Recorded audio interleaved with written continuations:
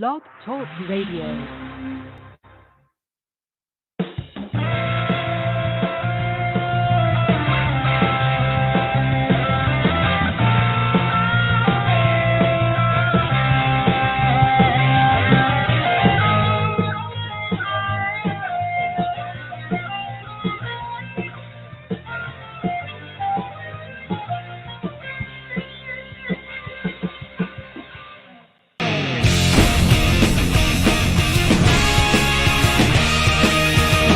Welcome to the Hot Rocket Sports Studios and another edition of the weekly video recap.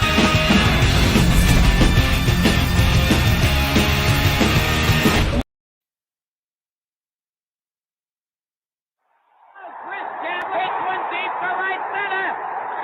That ball is out of here. Holy cow! Down goes Frazier. Down goes Frazier. It's over the wall. It's a home run for Bucky Bench. Fumble. Giants have it. Lawrence Taylor struck the ball. Today, I consider myself the luckiest man on the face of the earth. 5 seconds left in the game. You believe in miracles? Yes!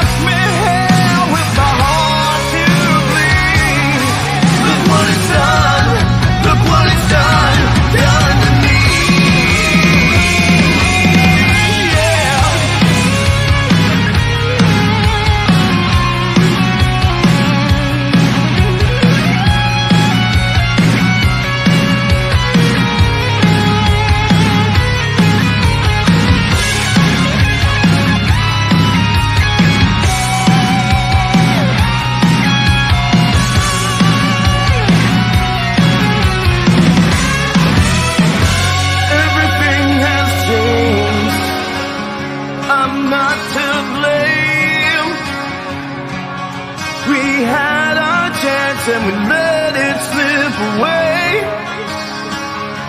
I'm not the same. Everything was in vain. I close the door so tight and walk away. Oh, yeah, oh, but it's not that way. Not that way, yeah. You had broke my heart and you kept my heart aflame. Never be the same, yeah. It's not the same.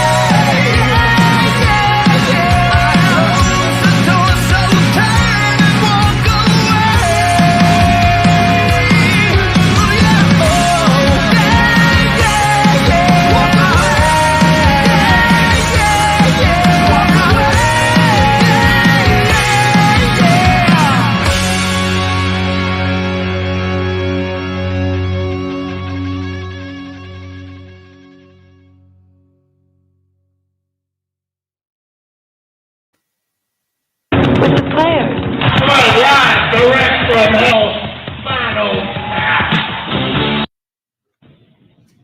But hey, enough of my yakking.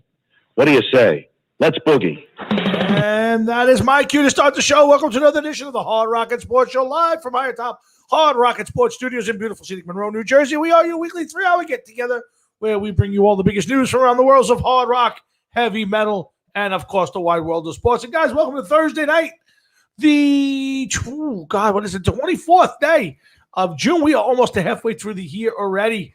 I don't know how to say this is a good year or a bad year, but better than last. So I'll say it's a good year. Hope you guys had a great week, past week, and a good weekend.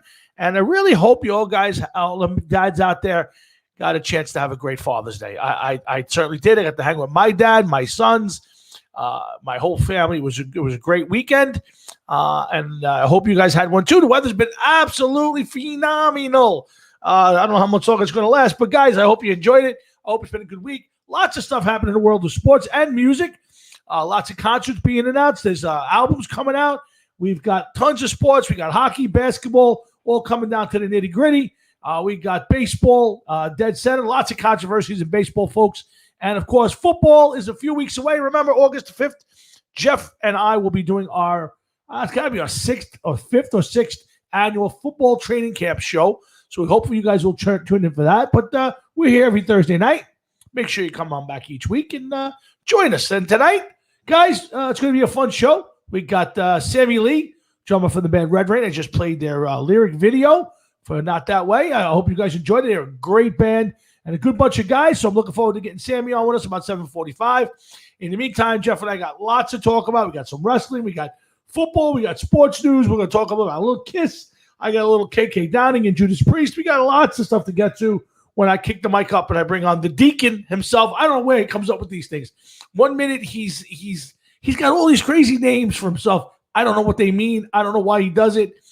I can't figure it out. I just honestly cannot figure out where all this stuff comes from. He has way too much time. He has way too much time on his hands.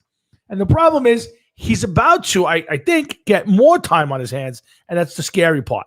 So let's bring him on. Let's start figuring out what's on his mind this week because we got a lot to talk about and only 2.5 to 3 hours to do it. So let's bring on the backbone of the Hard Rocket Sports Show, my friend of 40 years and the sexiest guy on his side of the screen, Mr. Jeff Tolwinski. What's up there, Hefe? What's up? That's it? That's what you got? For right now, yeah.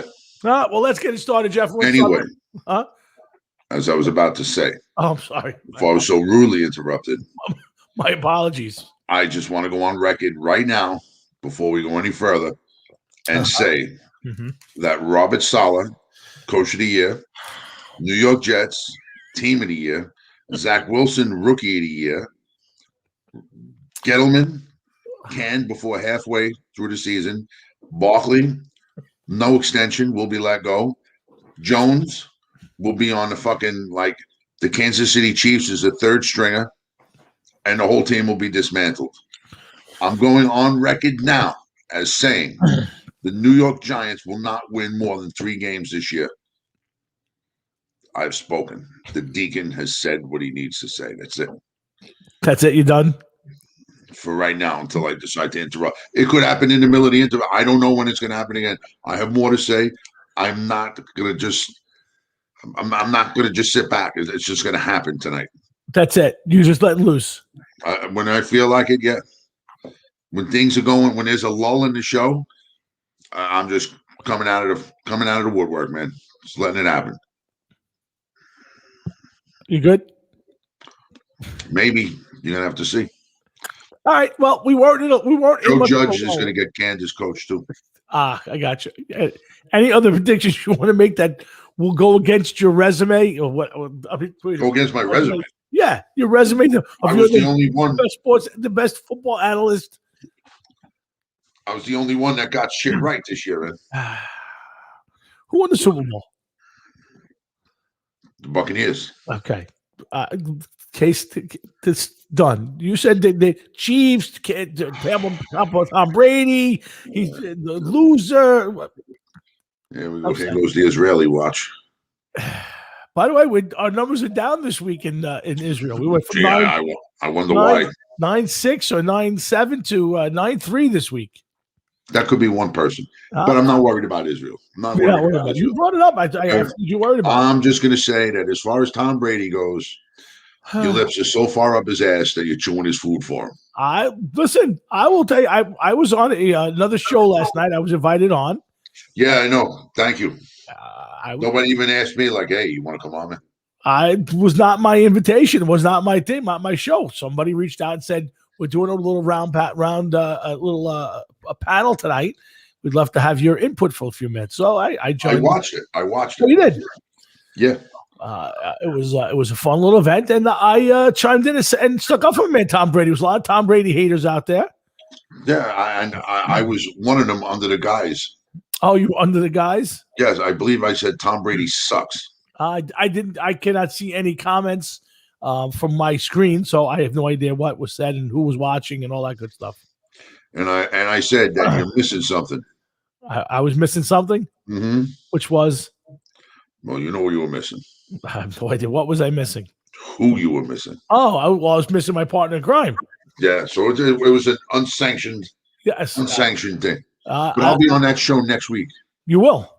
Oh yeah. Okay. I'm calling in.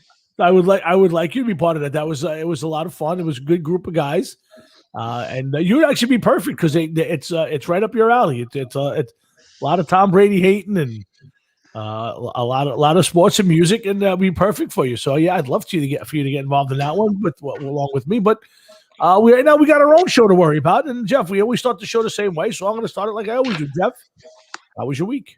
Do you know what that is? I have no idea. That is the model. Oh yes, I forgot. That is the mod. Yes. Yeah, it tells me things. Yes. It's. You know what it's telling me now? I have no idea. That Tom Brady ain't gonna make it through the rest of this year. But how was my week? Yes, how was your week? My week was very annoying. Really? Yeah, I still didn't hear a definite word one way or another. What's going on with this fucking buyout? Is there a deadline for this buyout? Yeah, next Wednesday. Oh, really? Yeah. Now, do you believe that this is a negotiating tactic by the city of New York, or is this just no? Maybe not. No, definitely not a negotiating thing because there's no contract right now. The contract ended, and there's not going to be a new contract negotiated because a new mayor is coming in. Gotcha. So the dickhead is not going to negotiate a contract.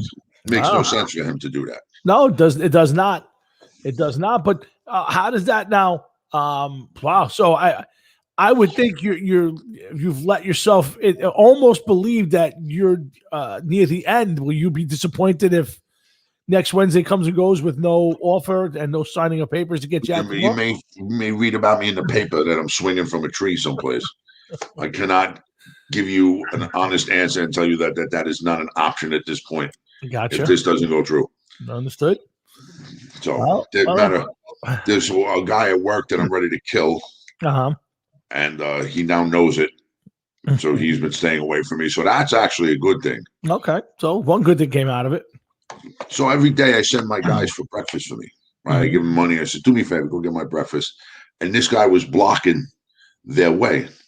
So they were like, come on, man, you got to move the truck. And now this guy is a seasonal supervisor. And they're like, you got to move the truck so we can get through. So the guy's like, oh, you just got to wait a minute. Wait. So he's like, all right. We're just going to tell Jeff that his breakfast is going to be late. This guy stopped what he was doing, jumped into the truck, and took off as fast as he could so that my guys could get through because he's scared shitless because I hate him so much, this guy. But Wow. that's another story for another day. Well, listen, whatever gets you through the day, and we're obviously we're pulling for you on this end. That I have to say, I'm kind of torn because, of course, as my dear friend of 40 years, I'd love to see you be able to kind of step back from a job you're not thrilled with and get your pension started and all that good stuff that goes with it. But then I have this fear. Do you know the fear I have? No. You, with way too much time on your hands, and the devastation that will do to my cell phone and my day at work. So I only say that while I pray that you get what you wish for, there's a little speck behind me going, all right, what am I in for if he's got way too much time on his hands? Just saying. First of all, it's not a matter of way too much time. I'm always coming up with things for the betterment of the show. You would not agree that I send you out different things and topics and questions and stuff like that. In the past, I haven't seen much in the last couple of weeks and months. It's been a little slow on your end, but all right. Wow. Okay. All right. Be prepared. It's coming. Okay. I would say it's been a little slower than usual. Usually I get a couple of weeks where I put this in there, drop this in. We're going to talk about this. It's been a little slow, but that's okay. I know you've been doing a lot of stuff around the house. I got to be honest with you. It has been a little slow, yes, because I figured is that you would like maybe would have wanted to, pick up where I left off and, put a little bit, shoulder a little bit more responsibility on finding topics. But I see as though that my bumper crop has not taken, so I must continue farming. Yes, that's what the problem is. I don't spend enough time reading 4 newspapers and 6 websites a night searching for good topics that we can talk about. You're right. I'll have to step my game up. The topics are easy. The research is another story. I'll give you that much. No, topics are tough. It's not the research. The research is just reading the newspaper. The topics are the tough part. What's interesting? How do we shape it into what we do here? That's the tough part. This I can go on Blabbermouth and find 75 stories. What's interesting? Yeah, but 74 of them are about KK Downing, and nobody gives a fuck. Well, that's the point. So it's hard to go in there and say, okay, that's going to be an interesting topic. That's not an interesting topic.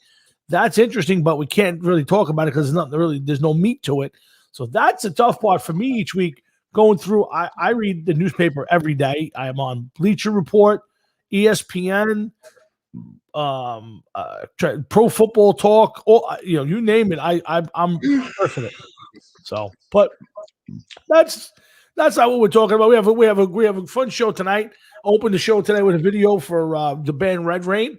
Not That Way. The new lyric video, and a great tune from the band. And I'm looking forward to having our friend Sammie Lee back. Sammie Lee's the drummer for the band, and he'll be joining us about 7:45.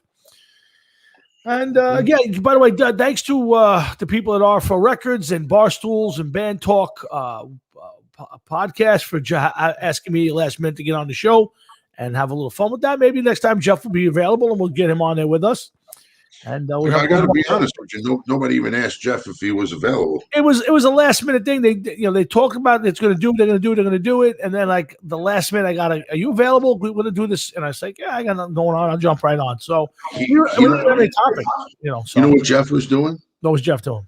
Jeff was standing there looking in the window like the fat kid looking in the bakery window when all the other kids went in to get a cupcake and he missed out. And he's just looking, watching everybody else. Well, you would enjoy it. It was a good time. It was a good show, and it was the topics were fun. Again, a couple I liked, a couple I didn't, but then give us an idea. Let's pretend. Let's go back in time to that show, and you're on that show now. You're not you. Who am I? You're the one that was announcing the topics. So let's announce some of the topics, and let's see how I would have fared real quickly. I'll give you a quick synopsis of what I would have brought to the table on each one of the topics that you can remember. Real quick. We started out it started out was talk with the RFL guys about their bands and what was going on with Lower Line, one of the new bands, reached number 33 or number 38 on the Billboard charts. Okay, so now the name of the band was Lower Line. Lower Line, yes. Real easy. Okay, the New York Giants have showed that they're going to be below the lower line of any other team in the NFL once the season starts. All right, go on to the next subject, please. Okay, then we were talking about overrated and underrated bands. Oh, underrated and overrated teams. I'm saying right off the bat that the Giants have an overrated GM, coach, quarterback, running back, wide receiver, and rookie class, as well as overall team. Nothing underrated about the Giants. Next subject, please. Mr. Blutowski. 0.0. I'm waiting for the next subject.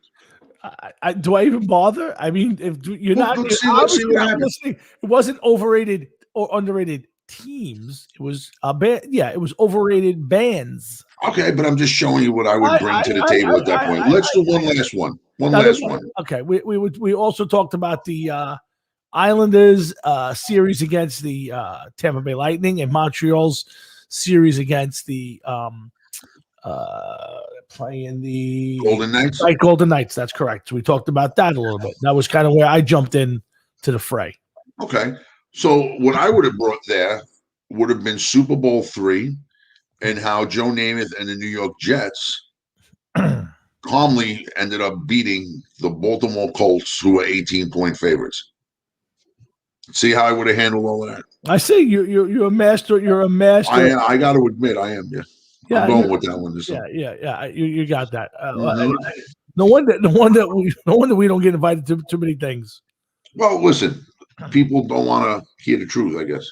But that's okay. I'm glad that you had fun. There was. I saw you. You looked very happy on the show last night.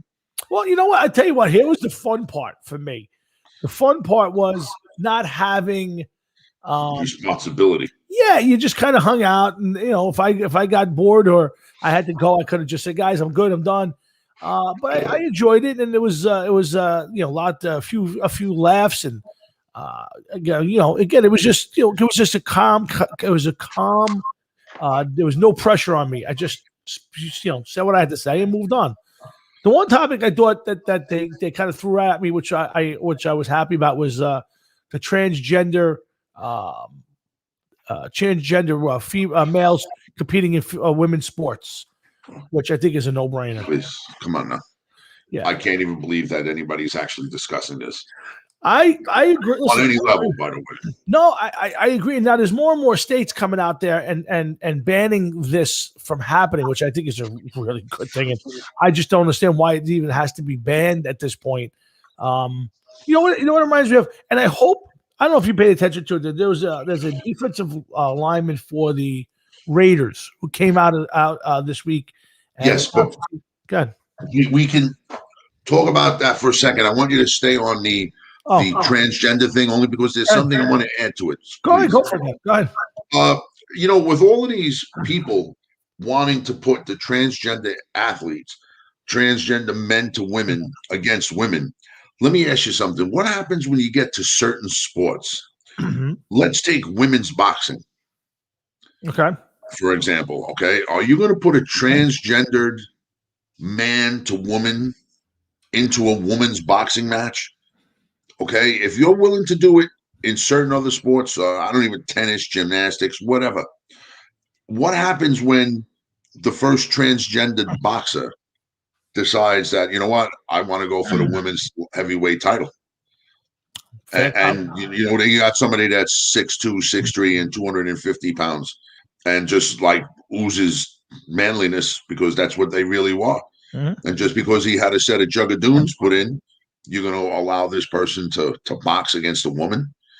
That I'm kind of, not that I want to see it, I'm just kind of curious to see how that's going to be held, taken care of, not held, how that's going to be taken care of, because sooner or later it's going to happen. There's going to be such a mismatch that somebody's going to try to take advantage of. And I just think that that's where it gets beyond wrong.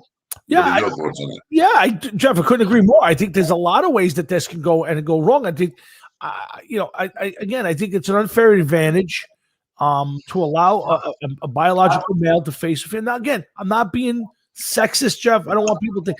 I think that women have become the female athlete has progressed greatly now, and there's some amazing athletes. But there is a difference between a male athlete and a female athlete. And if people don't believe that, I'm sorry. You're not going to tell me that the best soccer player, female soccer player, is going to be able to compete with the male. They'll be on the field, but I just don't see it. Same thing in hockey. How about this? Muhammad Ali's daughter was a boxer. Yes. Okay. Let's just say hypothetical here. I'll give you two names: Mike Tyson, okay, who was like a bull, and Lennox Lewis, who was huge.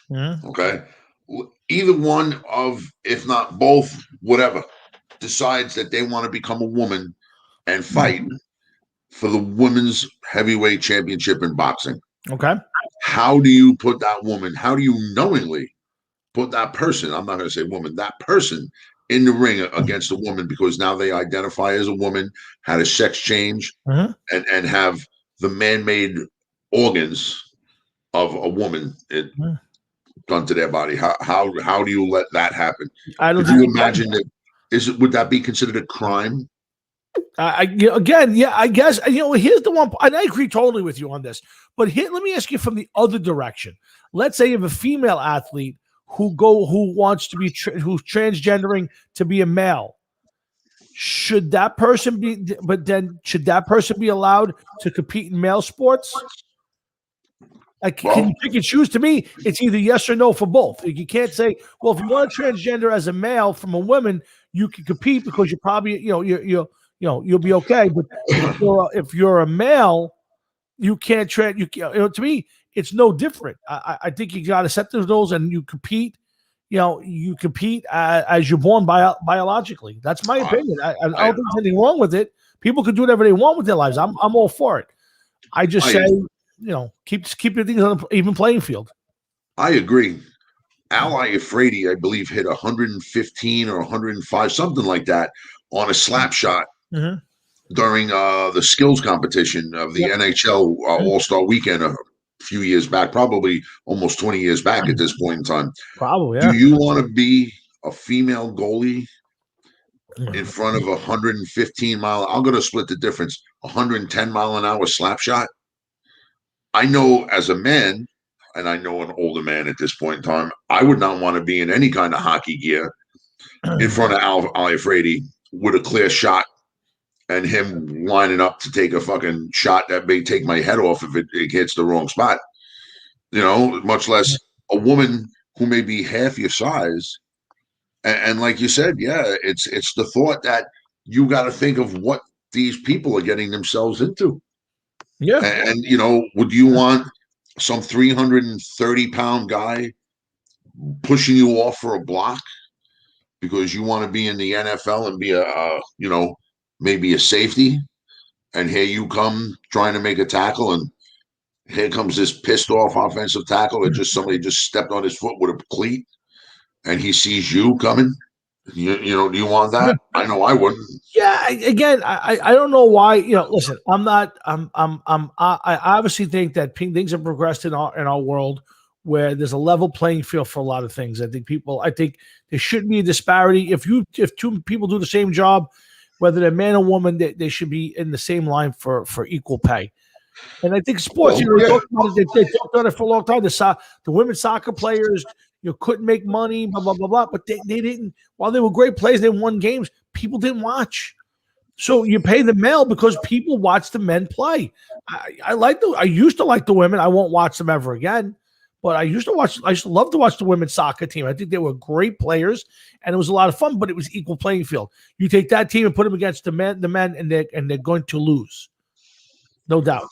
Yeah, listen, I hear you. One time they made the analogy, and then I want to get onto the football player that recently came out. When the Detroit Lions we're going 0-16.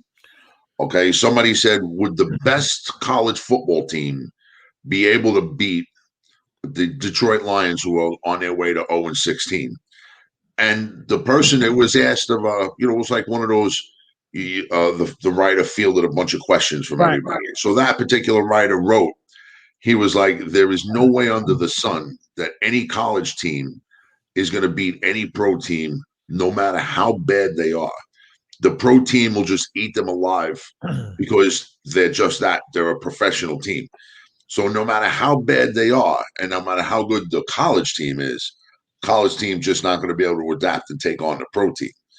So, you say about the men athletes and women athletes, it kind of goes the same way.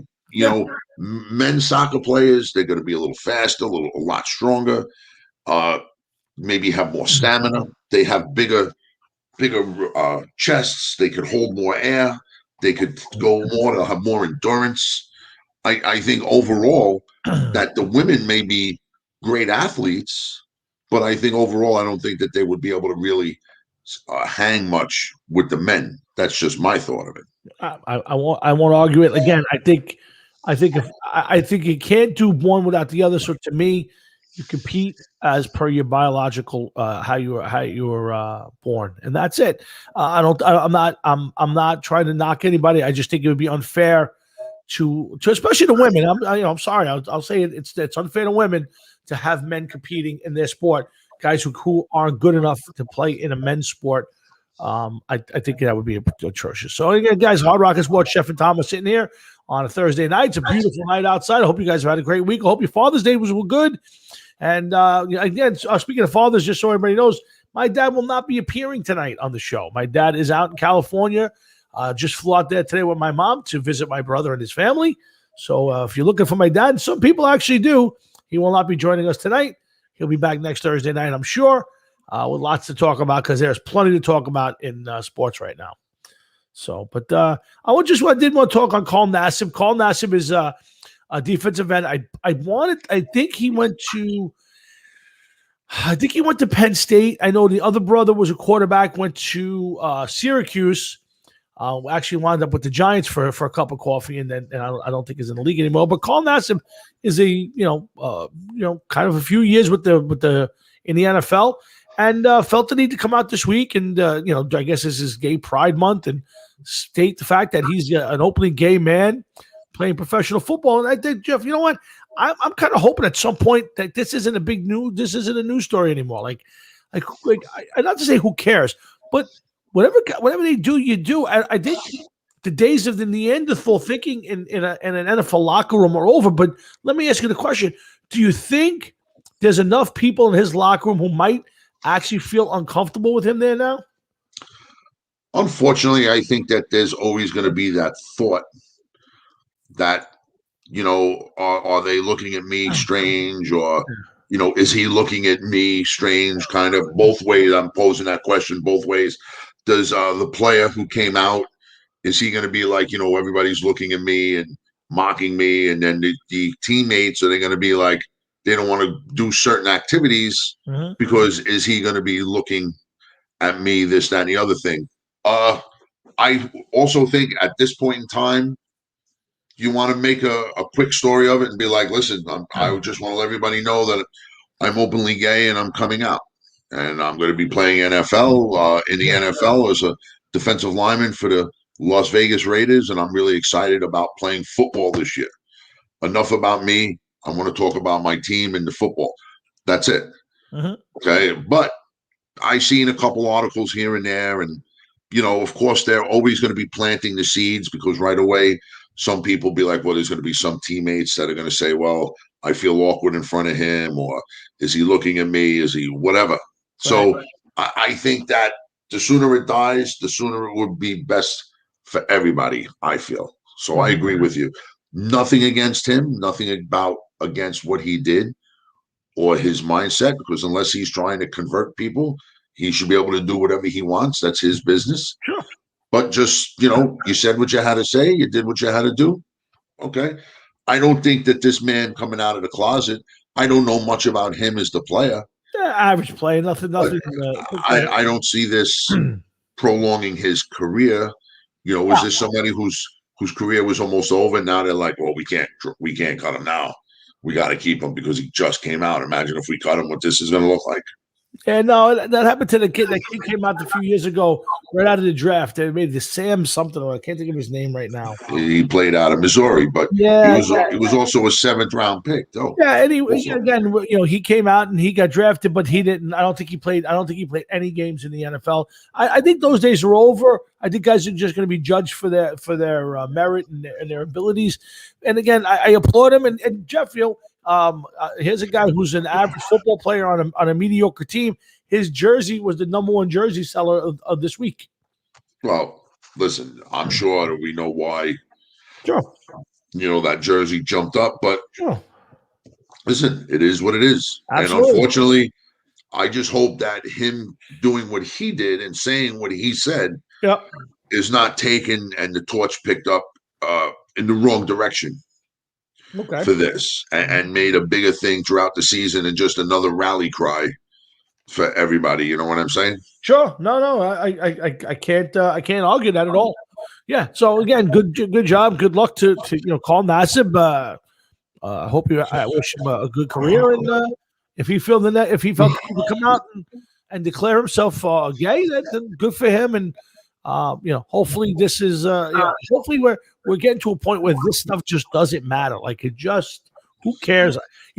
I just can't think there's ever going to be a press conference and some guy's going to come out of college. I just want to declare that I love to bang women. Like whatever. I don't care what you do. Well, you know what?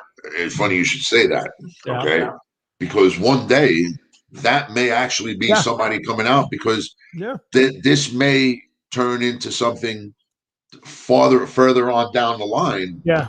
Where this is important. What is your orientation? Well, it really doesn't matter. I don't care. I'm not into sexual relationships.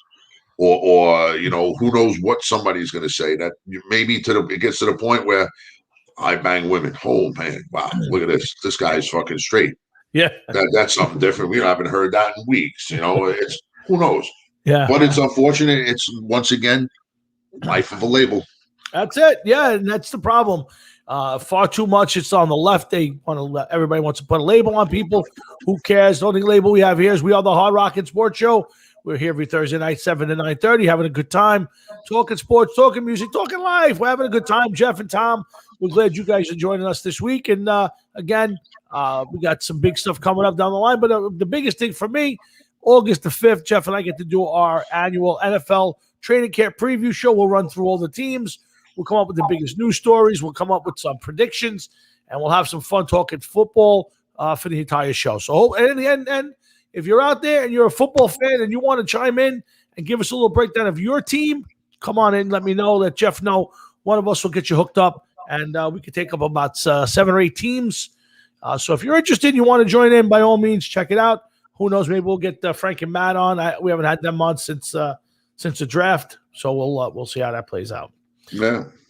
But let's see what else we want to get to right now before. Do you know how Adrian Adonis died? So it's a very weird topic. I get it.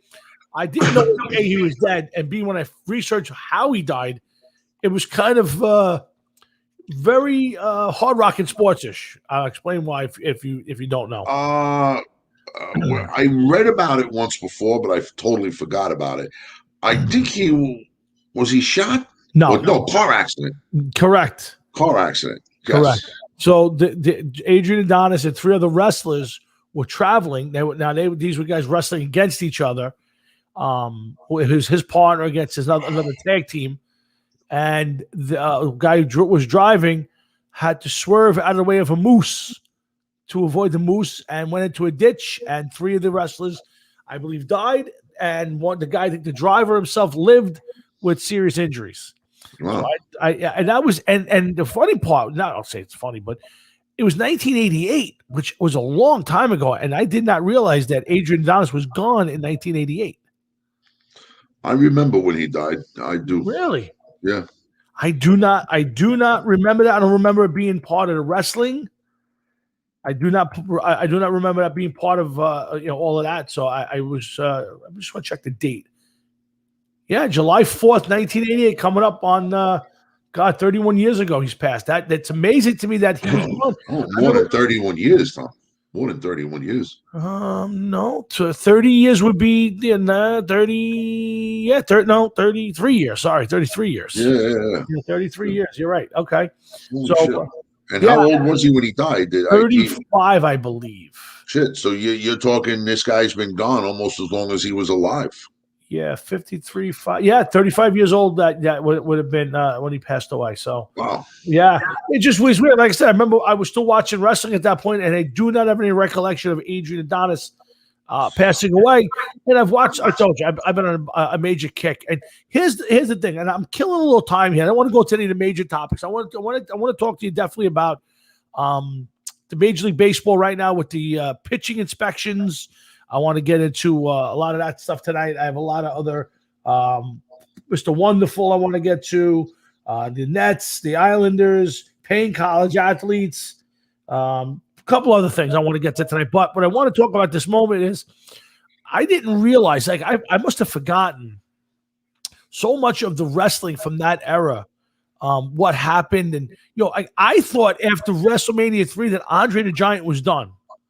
And it was far from it. He actually won the title. I think we talked about it a little bit last week.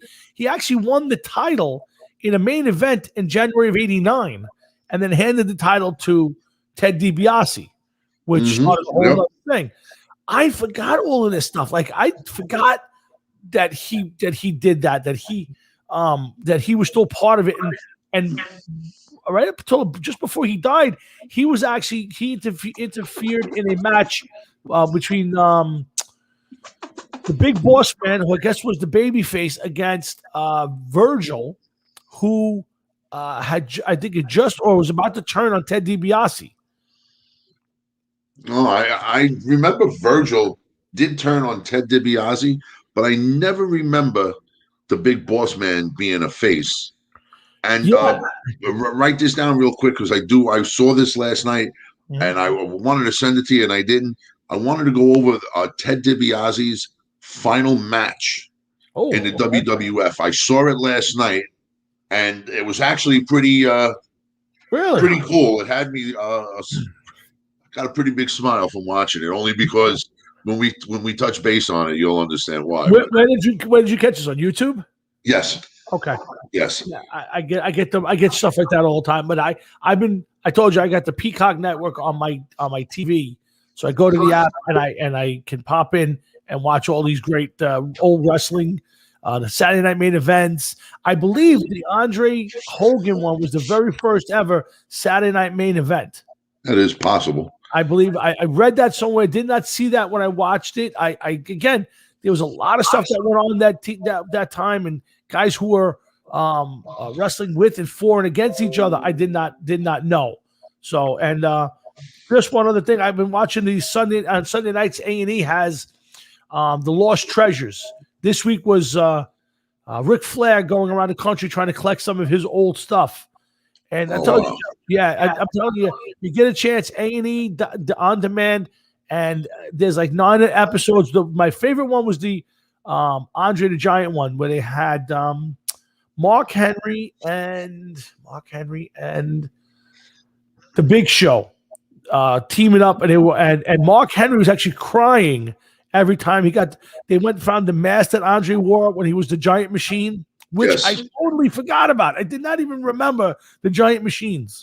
You don't remember that because Bobby Heenan, yes, and whoever was his tag team at the time said that there were no ever in the history of the world 7-foot Japanese people. The best part, the funniest part is they got Andre sitting there and he was trying to talk in Japanese. Yeah. It was like, I know that's Andre the Giant, and the announcer's going, I don't think that's Andre the Giant. Andre is suspended. He can't be in wrestling right now. Meanwhile, I think had some injuries and stuff, and he was away. And it was, to me, going back now, is absolutely the funniest thing of all time. Dude, you have no idea, man. Some of the shit that they put on there was fucking beyond hysterical. I was crying just reading the article about it because they were like First of all, he's the biggest Japanese man in the world. Plus, he's the only Japanese man in the history of the planet to talk with a French accent. That was so great. It was So great. It really was. And they did that. They went around. They went to find the mask. They found his passport. And the funny part, they kept showing this clip of him trying to get into today would be a smart car, and they're showing him trying to get into a smart car and how he can't get in. And Greg the Hammer Valentine was telling a funny story how they were trying to catch a cab in Japan and they saw Andre and they wouldn't pull over, so they made Andre hide in the back, and they waved the cab down, and as Andre came out, the cab tried to get away, and Andre lifted the cab up. Someone let the guy drive away. Oh wow! And it's funny because they show like that where he was buried. He was cremated.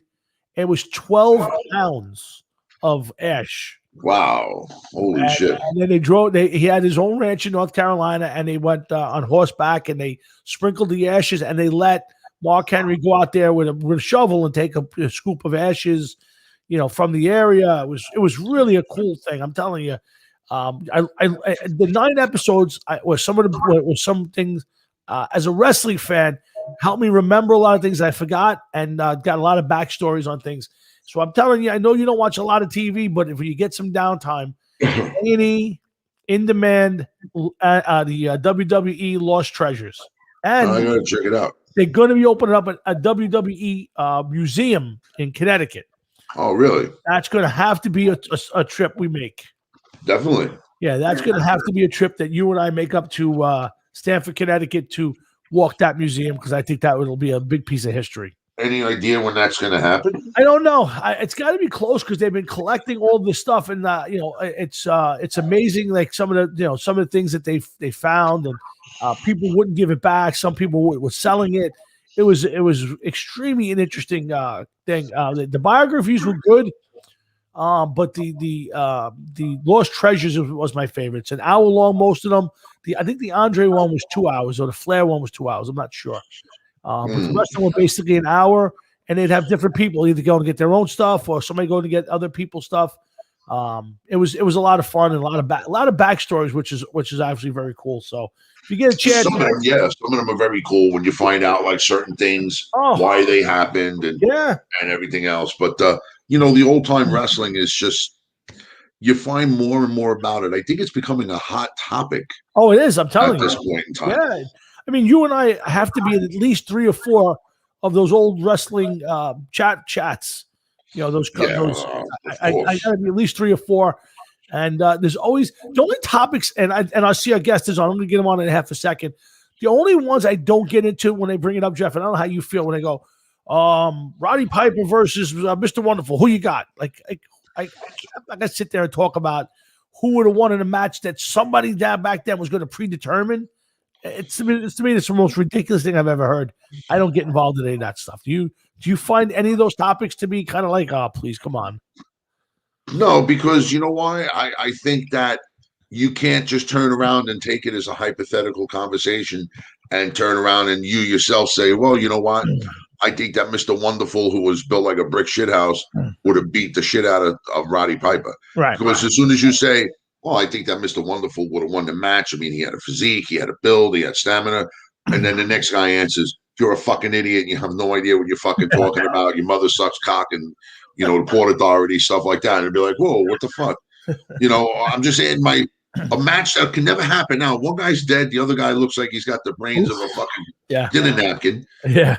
And you're going to really abuse me because this is what I thought? Yeah. That's where they lose. When they put up the old matches or they do some behind the scenes stuff, I love them all. I think it's great. I can watch it all day long, listen to it all day long. Some of it is very cool. Yeah, without a doubt, but like you said, it is what it is. Come on, man. We're too old to be sitting there arguing over this. Roddy Piper had long hair, so that means he's going to win. Get the fuck out of here. On Rocket Sports, Jeff and Tom hanging out Thursday night. We're going to bring up our guest. We play. Just remember to put the Ted DiBiase. I got it on the front of my sheet now, so we can bring it right up. But guys, let's bring on our. We played this video for the band along with Bubba and Stevie and Gary. Sammy's the drummer, and Red Rain has got some new stuff out. So let's hear it directly from the horse's mouth. We bring on our good friend, Sammie Lee, drummer for the band Red Rain. Sammie, what's up, brother? Hey, fellas, how y'all doing? Can you hear me? Absolutely, loud and clear. Good. Sammy, it's Doing been a great, long time, man. my friend. It's been a long It time. has been a long time. By the way, to go back, I was listening to you guys. I like the biography on the wrestlers. Oh, absolutely. I thought those. I mean, I watched the treasure stuff, but I thought the biographies were great. But that's my 2 cents. So No, listen. We You know talked. what? Jeff. Real quick, I hear you about the biographies, but you know why I don't like to watch the biographies? These are guys, I'd imagine you're probably within our age bracket, right? Around 50. yes, yep. Okay. I was a 4 horse So these- fan. Okay, so you know about these guys for years and years and years, and then all of a sudden you hear something like, that this guy was a crackhead or this guy beat his kids, and then all of a sudden your whole perception of this person changed when you thought of him for one way for all of these years. So certain of those biographies I'm not a big fan on, because I'd rather just remember these people the way that we knew them, and not all of a sudden find out new stuff that was dug up about them. But they could be cool. They could be cool. So Yeah.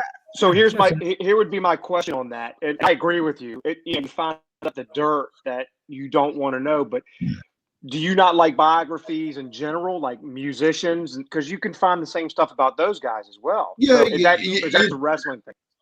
You can, but you know what? I think wrestling had its own aura. You know what I'm saying? So it's kind of like, yeah, sure. So sometimes when I want to go back, I want to clear my head or something. I could think of that stuff. I remember watching it with my grandmother, and like, oh, who's going to win? Meanwhile, like, we already know who's going to win. Like, who was the bad guy? Who was the guy that never wins a match? And maybe this guy wins this week, And then you find out, well, he was on a $400 a day coke habit. And, he didn't see his daughter for fucking 15 years. And it's the things you don't want to know. And it's like, he had a great career, but he just threw it away because he didn't give a shit. And it's like, we watched that stuff. We got up every Saturday or stayed up late every week to watch that. And then you find out the guy was basically a jerk off. No, that's a good point. That's a good point.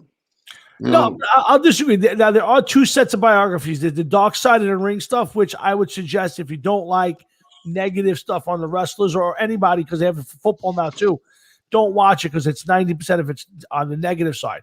The A&E biographies, I think, are on the opposite end of that. I think a lot of it's very positive.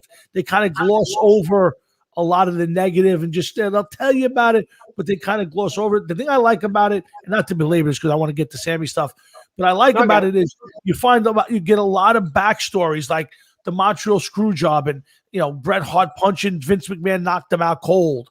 Stuff like I had never heard when I was watching it as a kid, because there's no hint to that unless they announced it on the show or you got it in a magazine, which I didn't really read much wrestling magazines.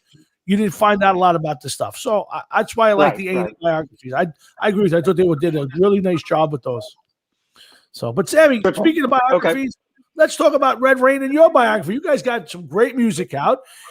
We haven't talked in a very long time. So before I do that, let me go back one step. Okay. One thing that I wanted to talk to you about back in October was the passing of Eddie Van Halen. And I know that you're a huge Van Halen fan. I do want to get your take on the passing of Eddie. What made you a Van Halen fan? What, I do want to have that opportunity to have, because I know you're such a big fan. Sure. So, I heard Van Halen for the first time when I was 10 years old. And I remember it clear as day. I was at a buddy of mine's house. And before that, I will tell you, my favorite band was the Jackson 5. I was a Jackson 5 fan. And, and I listened to radio, listen to some rock and roll, but I went to a buddy's house and he said, you've got to listen to this album. And he put on, the first song was Run with the Devil. You hear the horns and, and it changed my life. Van Halen to me was an attitude. It was gritty. It was dirty. And then when you finally saw a picture, you had these long-haired guys, and I don't know, it changed my life. It made me more confident as a child. And I know that sounds funny, but it just did. And from that day on, at the age of 10, I went home and I got my parents to buy me the album. So I bought Van Halen 1, and then as the albums came out, I bought more and more. And all through high school, the only thing I listened to, I didn't listen to radio because that's all we had. I listened to Van Halen every single day for 7 years straight. Wow. And it was just it was a game changer for me. So and believe it or not, being a drummer, so two things is Alex got me into drums because I saw the first video and he's pounding away at that huge monster drum set. But I was a David Lee Roth fan because of his swagger, the way he carried himself. I mean, David Lee Roth was the shit. That's just the way it was, man. You know. Sure. So yeah, whether you like David Lee Roth as a singer, and I there's a lot of people who question Dave's ability as a singer, even in his heyday. Dave is one of the best frontmen of all time. I mean, there's no choice about that. Easily. Yeah. And listen, that's a hard thing. I mean, you know, you can go with Eric. Is it Mick Jagger? Is it Roger Daltrey? So on. Is it Freddie Mercury? And they're all great. Yeah. But and Steven Tyler. But I'll tell you, in all the years, every Van Halen concert I've been to, and even to the last 2015, Dave was never a great singer. And there were some albums where he sounded great, but I can tell you, at his age, at the last concert, he still commanded everybody watching him. He walked to this side of the stage, heads turned to that side. He walked to this side of the stage, heads turned to that side. He's a presence, and that's some of the battle of being a band. It's not just standing on stage and playing music. Because I've seen other bands do that were some of the greatest bands in the world. I'll say this. I said it once before. I saw the Police live in concert. Right. One of the greatest bands. I mean, musically, and Sting and Stork, the most boring band I've ever seen on stage. Just boring. So yeah, Jeff. Let me get Jeff involved. Jeff, what do you think can a singer who's not necessarily great compensate and make an audience forget that by being a great front guy? Look at Black Sabbath. Ozzy wasn't the greatest singer. And the guys in Black Sabbath alone, we went to go see them. They came out on stage, stood in one spot, and just turned around and played like nobody's business. And then there's bands like Motley Crue and Poison that put on humongous stage shows and are running all over the place. And to me, they have trouble playing their own instruments. And it's like, why do you want to hear a whole concert of songs that sound the same? So, David Lee Roth, yes, he captured people's attention, but it was also something that people wanted for years. They wanted to see a Van Halen reunion with the original band. So I think that if Eddie was still alive and they said, we're going to do it again, and they were closing in on 70, people still would have went to go see them because it was the original Van Halen. Yeah. It's at this point in time, I'm sure we can all agree, all of our favorite bands, these are bands that are either on their way out, already out, or these guys could die at almost any minute. So if a Judas Priest reunion was to happen, or a Black Sabbath reunion, or the original Maiden, we're going to get excited. You're going to want to see it because it'll never happen again at this point in time. That's the point. It's funny because I was talking to somebody else about it. And look, being a huge Roth fan, we all know Roth wasn't the greatest of singers. We know that. But I mean, if you go back and look at the things that he did, like, and of course it's the original. And look, Sammy's a great singer. Sammy Hagar was a great singer. I didn't like the band because he took David Lee's spot. That was it. But could Sammy have sung Unchained and made it dirty and gritty like David Lee Roth? That's how I look at it. Number one. Yeah. And number two is, and I remember, it's funny because last night I was doing some work in my computer and I tail off and I started watching some old videos. And the 2007 first reunion of Van Halen, Dave still sounded somewhat pretty good. He kind of tailed off from that point on. But I always contain this anyway. It didn't matter how good of a singer he is, and Jeff, you touched on this. To see Eddie and Dave stand on stage for the first time, and I was at the very first reunion show. The very first reunion show was in Charlotte, North Carolina, and I got tickets, and I drove down there to see them on stage, and I was a lot older. When that curtain dropped, I had chills all over my body. It wasn't even the music, and then, of course, the music's great, but to see those two standing side by side, I mean, it doesn't any better than that. It just doesn't for me.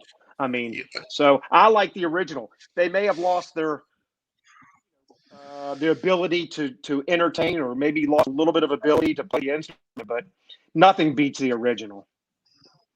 No, but I don't think it's that they would lose their ability to entertain, because to me, and you guys had mentioned it earlier, David Lee Roth live was never really able to sing, even when in his heyday. I didn't think he was a great singer. He was a good performer. There is a difference. Okay. So to me, I don't think you're losing anything there. And the videos that I saw, like you said, he was getting into it. He's getting the crowd moving and everything else. And at that point in time, is there anything more important than seeing David Lee Roth and Eddie Van Halen together at that moment in time when you're at that concert? Right now, nothing. we will never see that again. You'll never see the original members of Van Halen up there ever again. No, I can't ever see it happening. Even if just the three of them with a replacement, I don't see it. No. But you may I see will say, Tony. Tommy. No, go ahead. Well, what I was going to touch on is you're right. I mean, we've all saying the same thing about David Lee Roth's voice, but you mentioned Ozzy. Ozzy's not the greatest singer, but it's a unique voice. Dave had a unique voice.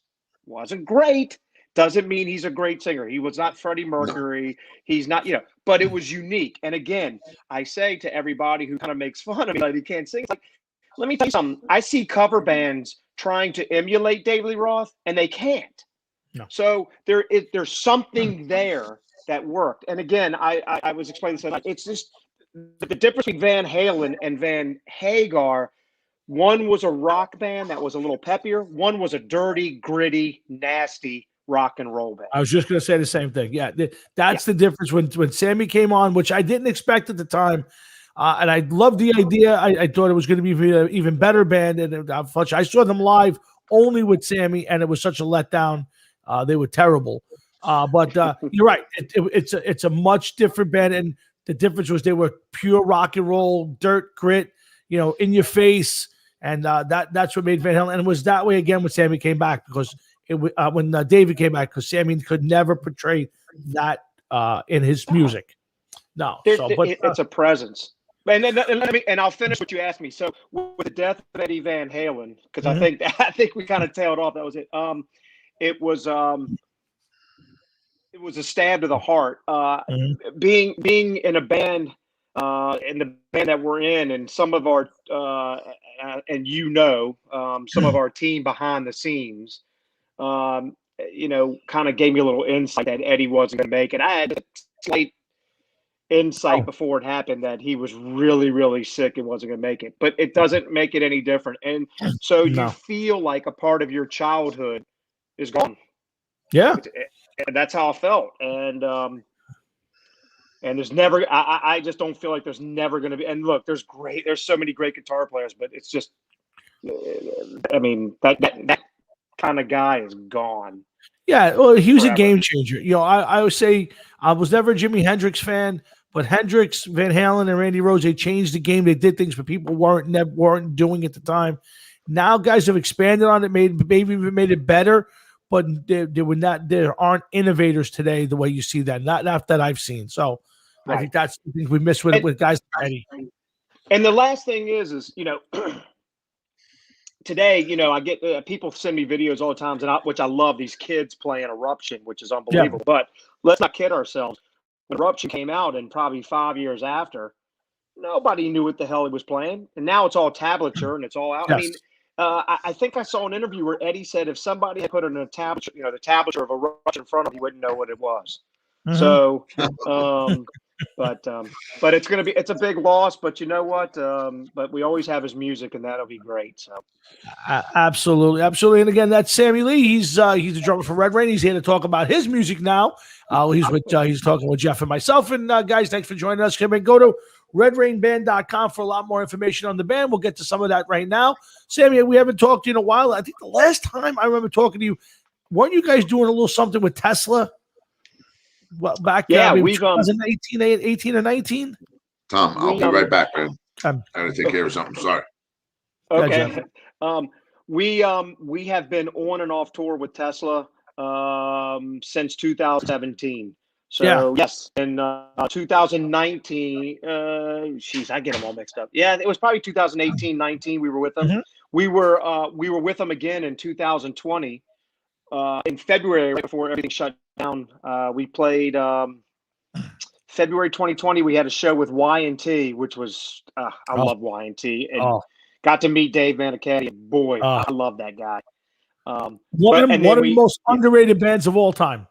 Absolutely, and Underrated. most underrated voice Oh, too. 100%. Yeah. Oh, Yeah. no doubt about it. Yeah, we were just talking about So we underrated got bands last night, and he didn't come up, and he should have. But that's one band people loved them. But when you're talking about favorite bands, it never comes up in people's mouths. But the minute you go Nope. Y&T, people go, "Wow, they're great." Yes, it's just one of those bands that just never got over the hump, I guess. I know, and it's and it was just so great to meet him. He was a very gracious guy. So we played a show with him on a Saturday, and then we joined the Tesla tour again. So we played with Tesla in Charleston, South Carolina, Virginia Beach, and in Greensboro. And then the pandemic hit, and then our year was done. Yeah, so let's talk about it now. So you guys got some new stuff, but how did the pandemic help or hurt you guys? Now, obviously, it hurt everybody, and I don't want to mean it in a way you're helping, but I told you a lot of artists, but a lot of artists said that it gave them a chance to step back, and people, because of the way the music business now, where you're not making money by creating records or creating songs, people will try always in a rush to get out and play. It kind of forced people to step back, listen to themselves, and come up with new stuff. Did it help your band in any way to have a little, let's call it downtime, traveling and being on the road and concentrating on making or writing new music? It did. It was instrumental. And again, you're right. To say it helped, it benefited. I say the word benefited, help. The word, let me step Either back. way, it doesn't sound right. Right, it doesn't sound right, but it benefited. It benefited the band that the world had kind of shut down. Now we all know that it's a horrible reason, Of and course. people had passed away, and it's terrible. So I don't want to belittle any of that. But you're you're not. right. But I get the point. Yeah, I mean we've been out on the road since 2000. Well, we put a CD out, the EP out back in 2016, basically. Great. We've been living off that, and so and every time we would go in the room and try to write a song, well, not try. We have plenty of material, but every time we would go in and start the recording process, it's like, well, guess what? We have another show here, and we take, not that other bands don't, but we take shows very seriously. We literally start our rehearsal for the set 1 month prior to the date we're going to play. And we don't play anything else. We concentrate on the set. So that just kept popping up. After we were off the road in February, and then the pandemic hit, we actually didn't do anything for 2 months. And then once everybody kind of got the feel of the mask, and we socially distanced, then the writing process really came. We actually, and there's a whole lot going on to this, and we'll touch on this, but I'll tell you sort of that, and then you can ask any question you want. Our first producer was David Ivory, who we love. We love David. Before the pandemic, we were moving to sort of a different realm of our music, which was we were shooting for different outlets like radio, other stuff. So we had a whole new team member, and in the process, we're going this time. We're trying a new producer engineer, a gentleman named Chuck Alkazian, who's great as well. And so that's where we came up with the idea to remix Not That Way. So that was remixed for 2020 version, 2021. Right.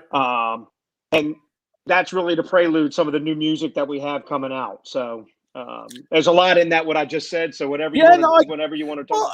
Well, tell me, is this a new direction? Because it sounds great. I mean, I played the lyric video you sent me, and I got people saying that it's wow, fucking love it. I mean, what did come out of all of that writing and the downtime? Is it that's either made it different or better, or what's the difference in the band right now? Or is there a difference? Well, there is no difference. I don't believe there's a difference. What we have done. So we do have a new song that's in the can, ready to go. And we were going to release it. We had planned on releasing it a little earlier, but there are some things that have held us up for releasing it right this moment. But we have one song that's already in the can, ready, everything else, and we now have just demoed 7 new songs that we sent to Chuck, to see, what sort of changes we need to make and all that stuff. So the writing has been going great. We're really excited. The sound may change a little bit. Like, I think David was unbelievable, but the sound was so tight and so right on. This is maybe if you've heard it, then both versions of Not Absolutely. That Way. The new version's a little more, again, I use the word dirtier. It's very open guitars. The drums were brought up in the mix. Yep. So I think that's the only change. We're not going to change our writing. We're not going to change the way we do things. We don't think we are, or we don't want to. And so that's going to continue to do that. Yeah. And I tell you, it's so refreshing because you guys have a style and you stick with it. You don't try to reinvent the wheel. You guys are who you are, and you can tell when you write that it's the same collective group, because it's not that the music all sounds the same, because there's a lot of people out there who write and every song sounds the same, but your style and the substance of your music all comes. You could see it all comes from a collaborative effort that just resonates through the song. And I loved the version. It was amazing to listen to. I listened to it about 10 times last night. Thank you. I just was having such a good time listening to it. I couldn't wait to play it on the show today, and it got such a great reaction. So congrats on that. I appreciate that. Thank you. And it's funny though. I could never understand why bands would put out an album or a CD, and again, we're not on that platform, but like bigger bands would come out and they would smash it. The album broke records. It did this, and then the second album they teed off onto something completely different. I never understood that, and we always have that running joke, and I know you guys have heard the same thing. Is if you remember, somebody asked Angus Young one time. I was just going to use them. Yep. How does it feel to make the same album, 14 times? He said, we didn't make the same album 14 times. We made it 15 times. So, why change something that is successful? I couldn't agree more. And I think AC/DC is the perfect example, because no matter what happens, it's the same sound style of music. Obviously the songs change, but why change? Like, why do we have, I use Kiss. Why, 1 minute you get Detroit Rock City, the next minute you get the Dynasty album. What's the sense of changing who you are to kind of fit what's going on outside the box from other bands, other genres. So, kudos to you guys. It's been great, but now things are starting to loosen up a little bit. Obviously, I'm seeing people booking concerts. Are you guys, is there any music coming down the line, any concerts coming down the line? I mean, what's coming up for you guys now? More writing? More? Are you going to be releasing anything in the near future? I'm cryptic, Tommy. This, man. I know you're not going to tell me everything. I know you're not going to, but I got to ask. It's my job. Well, that way you keep asking me to come on the show, because one day you're going to get something. One day you go, Tom, you know what? This is the week. I'm going to actually tell you something without being, kind of around the block. So, give me around the block one this time. Go ahead. So I will tell you, we do have some shows. Listen, let me touch on something back, and then I'll tell you moving forward. Sure. About writing as well. The writing, the way that we do it, and again, I other bands might go, whatever he's. I only speak for what we do. There was 2 things that when I started this band with Bub, was we're going to look like a band, we're going to sound like a band, and we're going to do it our way. We're too old not to try to change. And I always tell people, if you're going to write a song for what you think people are going to like, you've already failed. Because if you don't like what you're doing, and you're doing it because you want to be quote unquote rock star or make a lot of money, you're 50% in the hole if you do it that way. So we try to do things the way we want to do it, and it doesn't always work. That's number one. to move forward, we are, we've always been sort of a methodical band. I think you know that. We've talked about this. Sure. We try to think everything that we do. We try to make the right move. Sometimes you do, sometimes you don't. As of right now, we have 3 shows in the books. One I cannot talk about because we haven't signed the contract yet. That's the only reason. Otherwise, I would tell you. But right now, we're playing July 17th in Roanoke, Virginia with Jackal. And then we are playing November 6th in Thornburg, Virginia with Quiet Riot. And that is a show that was moved from last year. We were supposed to do that last year. Now, let me ask you. There's more that we're working on. Good. Now, the Jackal, I saw Jackal live, and while I was never the biggest Jackal fan, I became more of a fan. One of the best live bands I've ever seen. I saw them at a little place up here. Great band. Quiet Riot one. Who's actually still in Quiet Riot at this point? Do you know? So 2 things. We've played a show with Jackal. I agree with you wholeheartedly. We played with them 2 years ago in Lynchburg, and they put on a show. They're worth watching. To my knowledge, as last I heard, Alex Scrosi is still playing guitar, who's been with them for a while. Sure. Chuck Wright is the bass player and has been the bass player. And Chuck, for those who don't know, was the original bass player on the Mental Health album. Correct. And I believe Jizzy Pearl is the singer. Still singing. Okay. Yeah, I think that's right. You'd have to excuse me. I'm sorry. I don't know who's drumming for them at this. Yeah, that's why I asked, because I follow all this news and I haven't heard a lot about Quiet Riot, whether it was going out. I mean, at this point, not with any.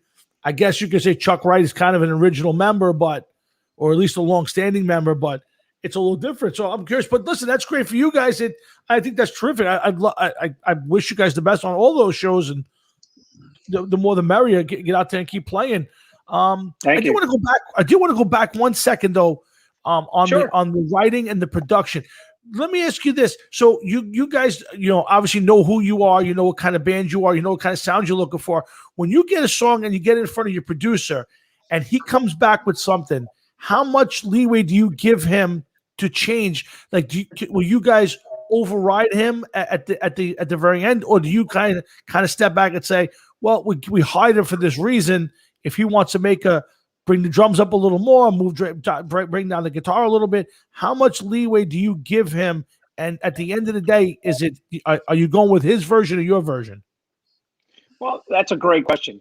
So I can answer that in 2 parts.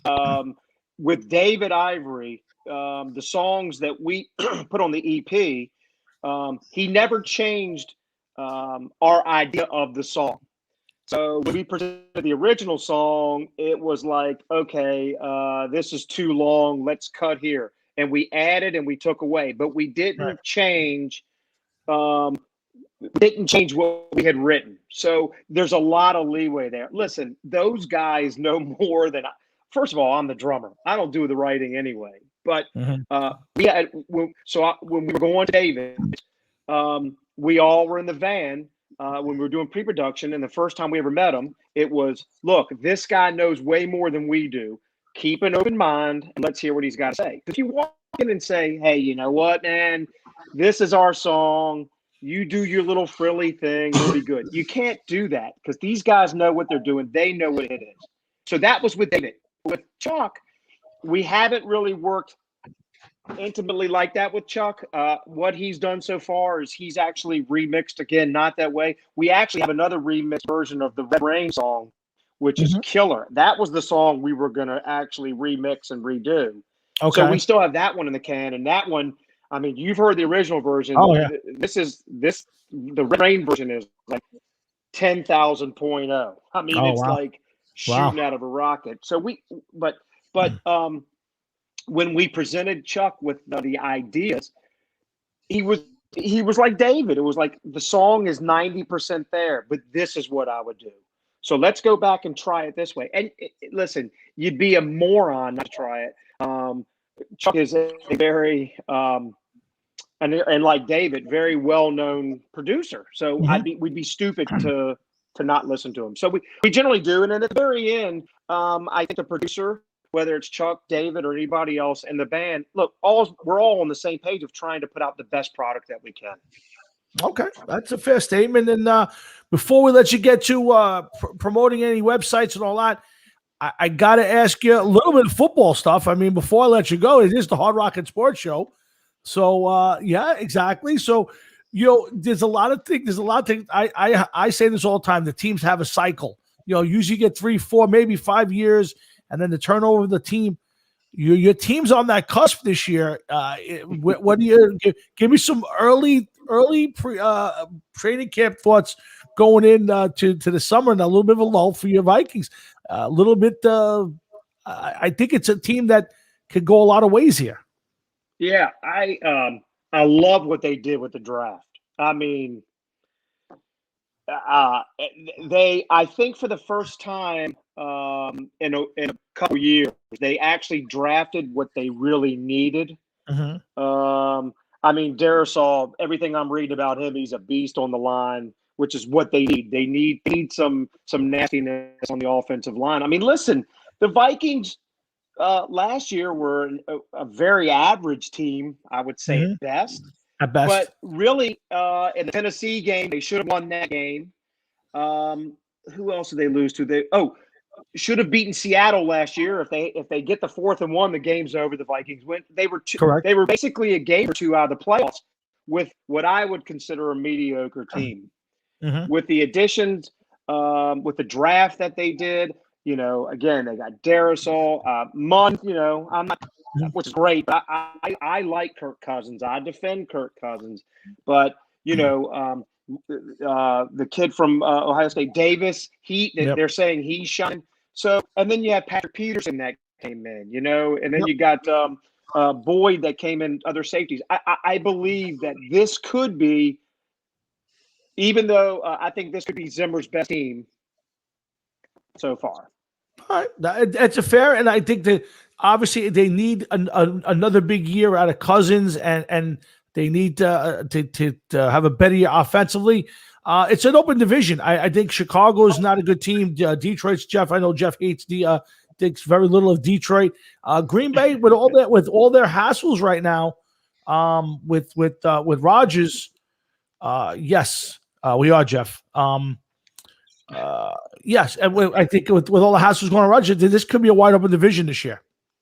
Yeah, I agree with that. But the one thing is, I'll say this real quick is, Cousins takes a beating, and I commented on somebody's article, in the Super Bowl, we all know how great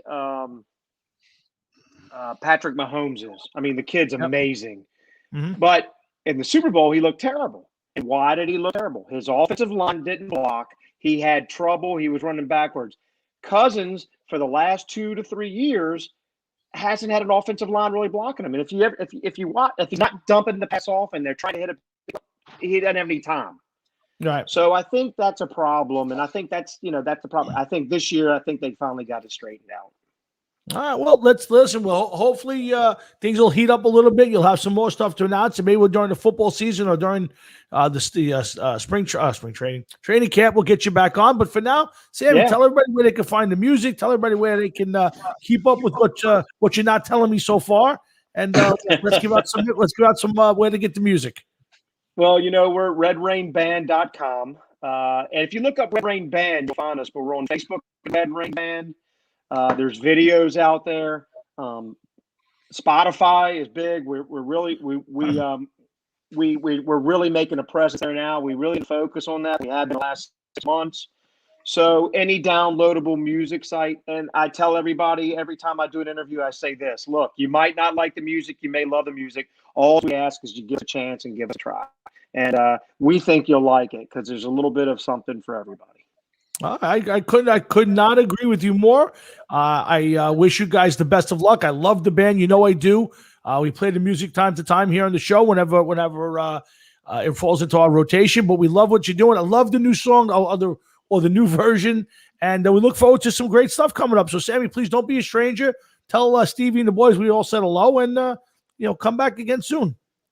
I will. I always appreciate talking to you guys. I thank you very much, and I will at least text you when something's coming out, so you'll know ahead of time. And anytime you want me to come on, you just let me know. I will. I promise you, I certainly will do that. In fact, if you're not busy with August 5th, we do our training camp show. We'd love to get some. We love to get some fans of different teams on. If you're sitting around on August 5th, I'm going to reach out to you and get you back on again.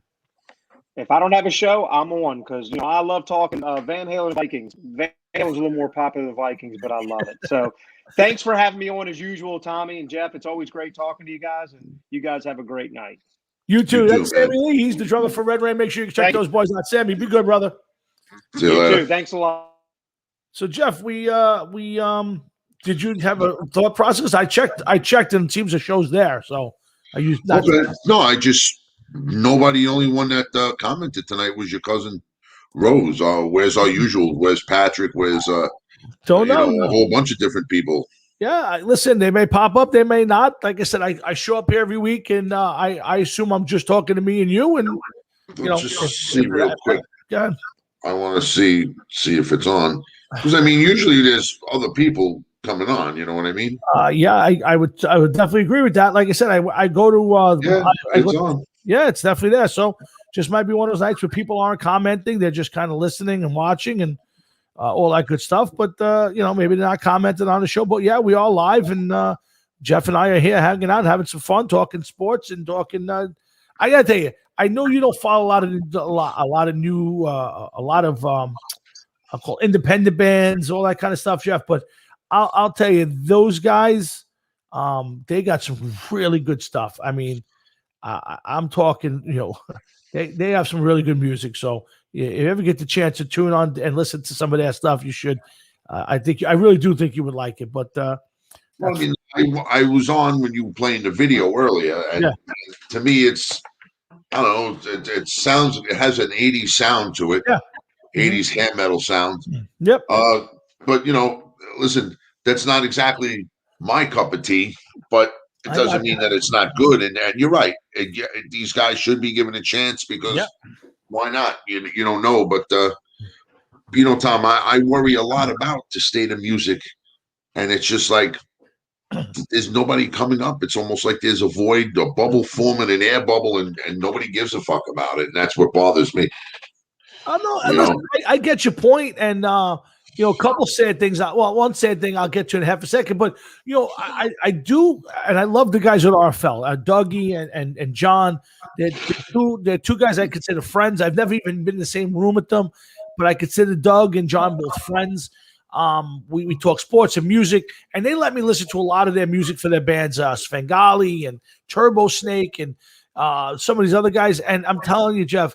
Some of it's it's really good stuff. That if people listen to this in the '80s, it would be no brainer to mix right into what we were listening to back then. And I hope and pray that people start to get a chance to listen to these bands.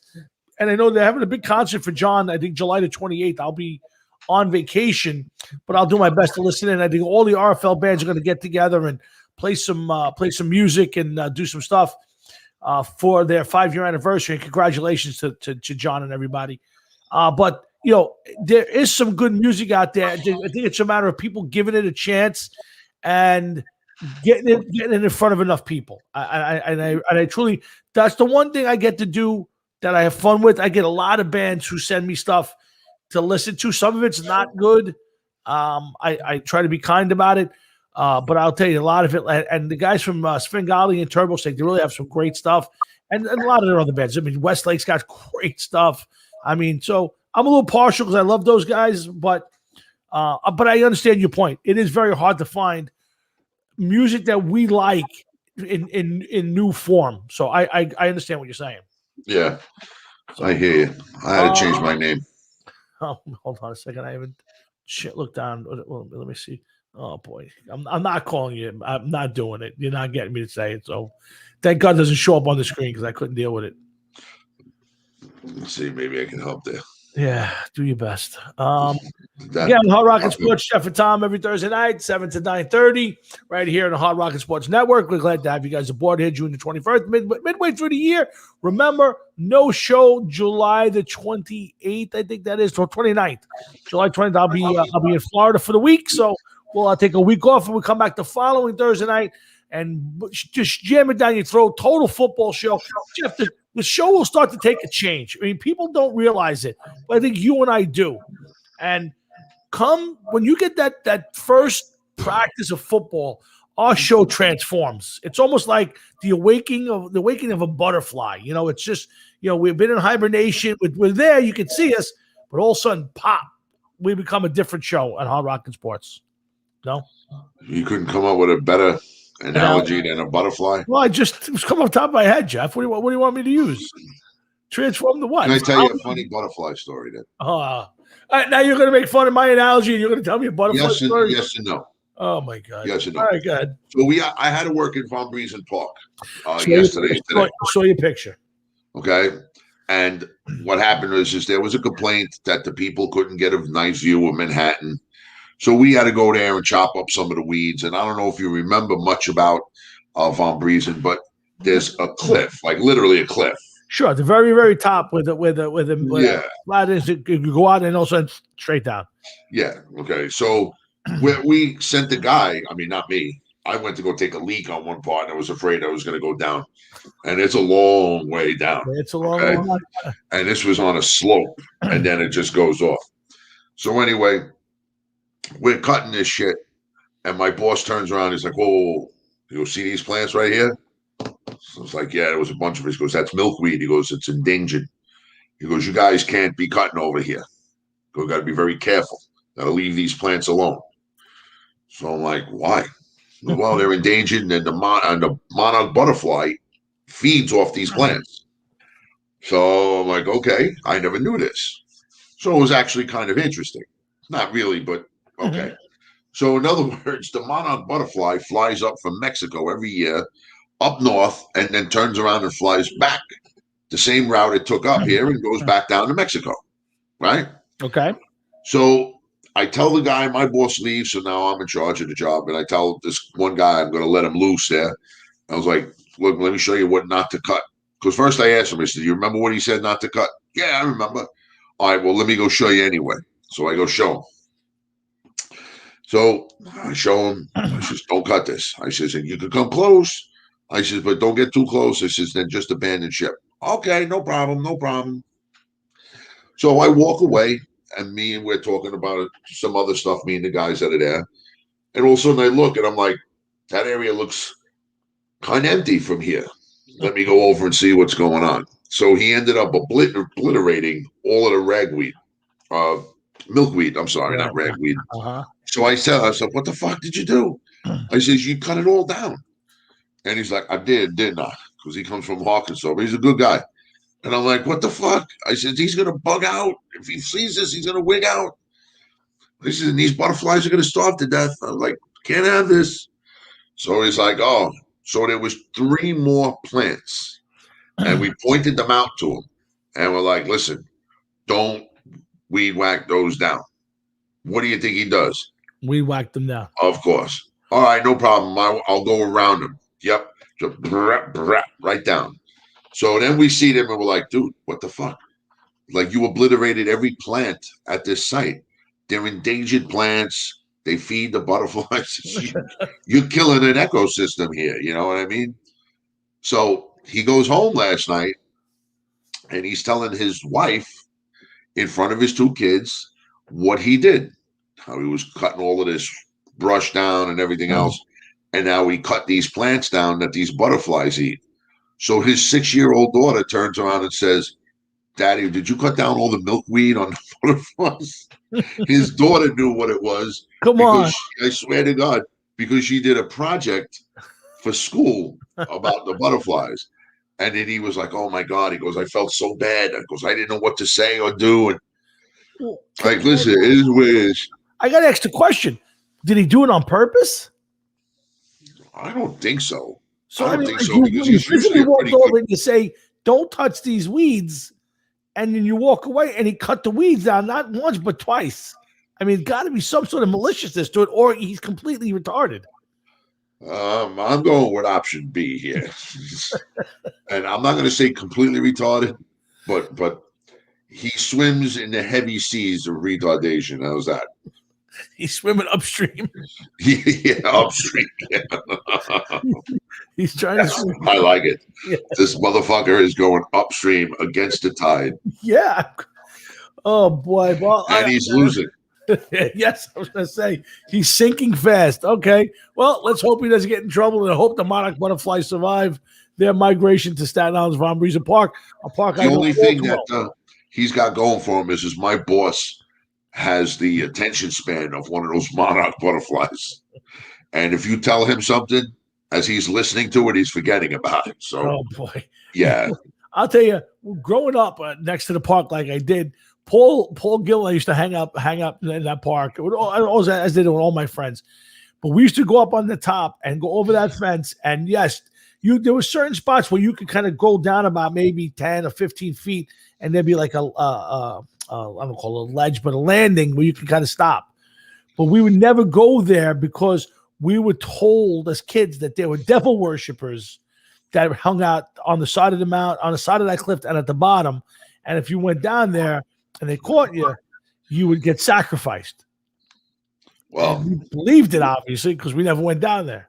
well, I know that we were on one particular spot where I had to use the facilities, Right. all the way, not the fort side, but all the way on the other side, Yes. the private property side. Yes. And there was a path that goes down along the fence line. Correct. And I'm looking at it and I'm like, holy shit. Like, it's like this, Mm-hmm. like this, that if God forbid it was wet, you're just going down. Yep. And then it just goes down and then like this, like flat, like so you would have wee right into the fucking water and land on the rocks. And I was like, holy shit. Yeah. And listen, not to get into specifics about things, but in my job, they're worried about all of these different things and falls and hazards and all this other shit.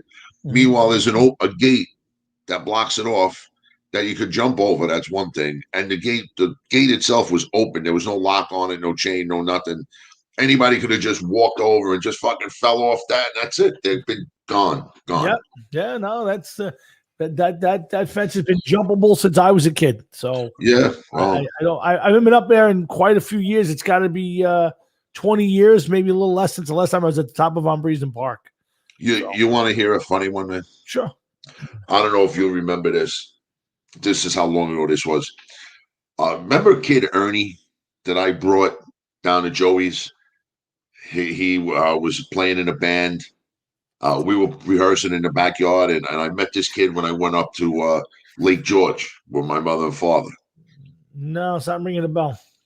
Okay, you don't remember him and his friend came and they were singing their song and yes. Crossfire.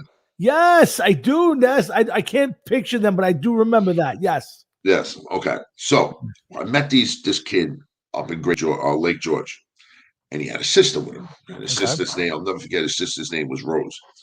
So he tells me that his sister likes me. So I didn't know what I was doing.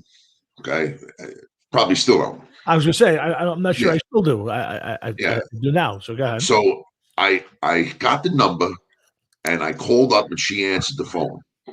Okay, and I got the number for Ernie, really. So I got her. So I'm talking to her, and I tell her we were supposed to have a party in Von Briesen Park.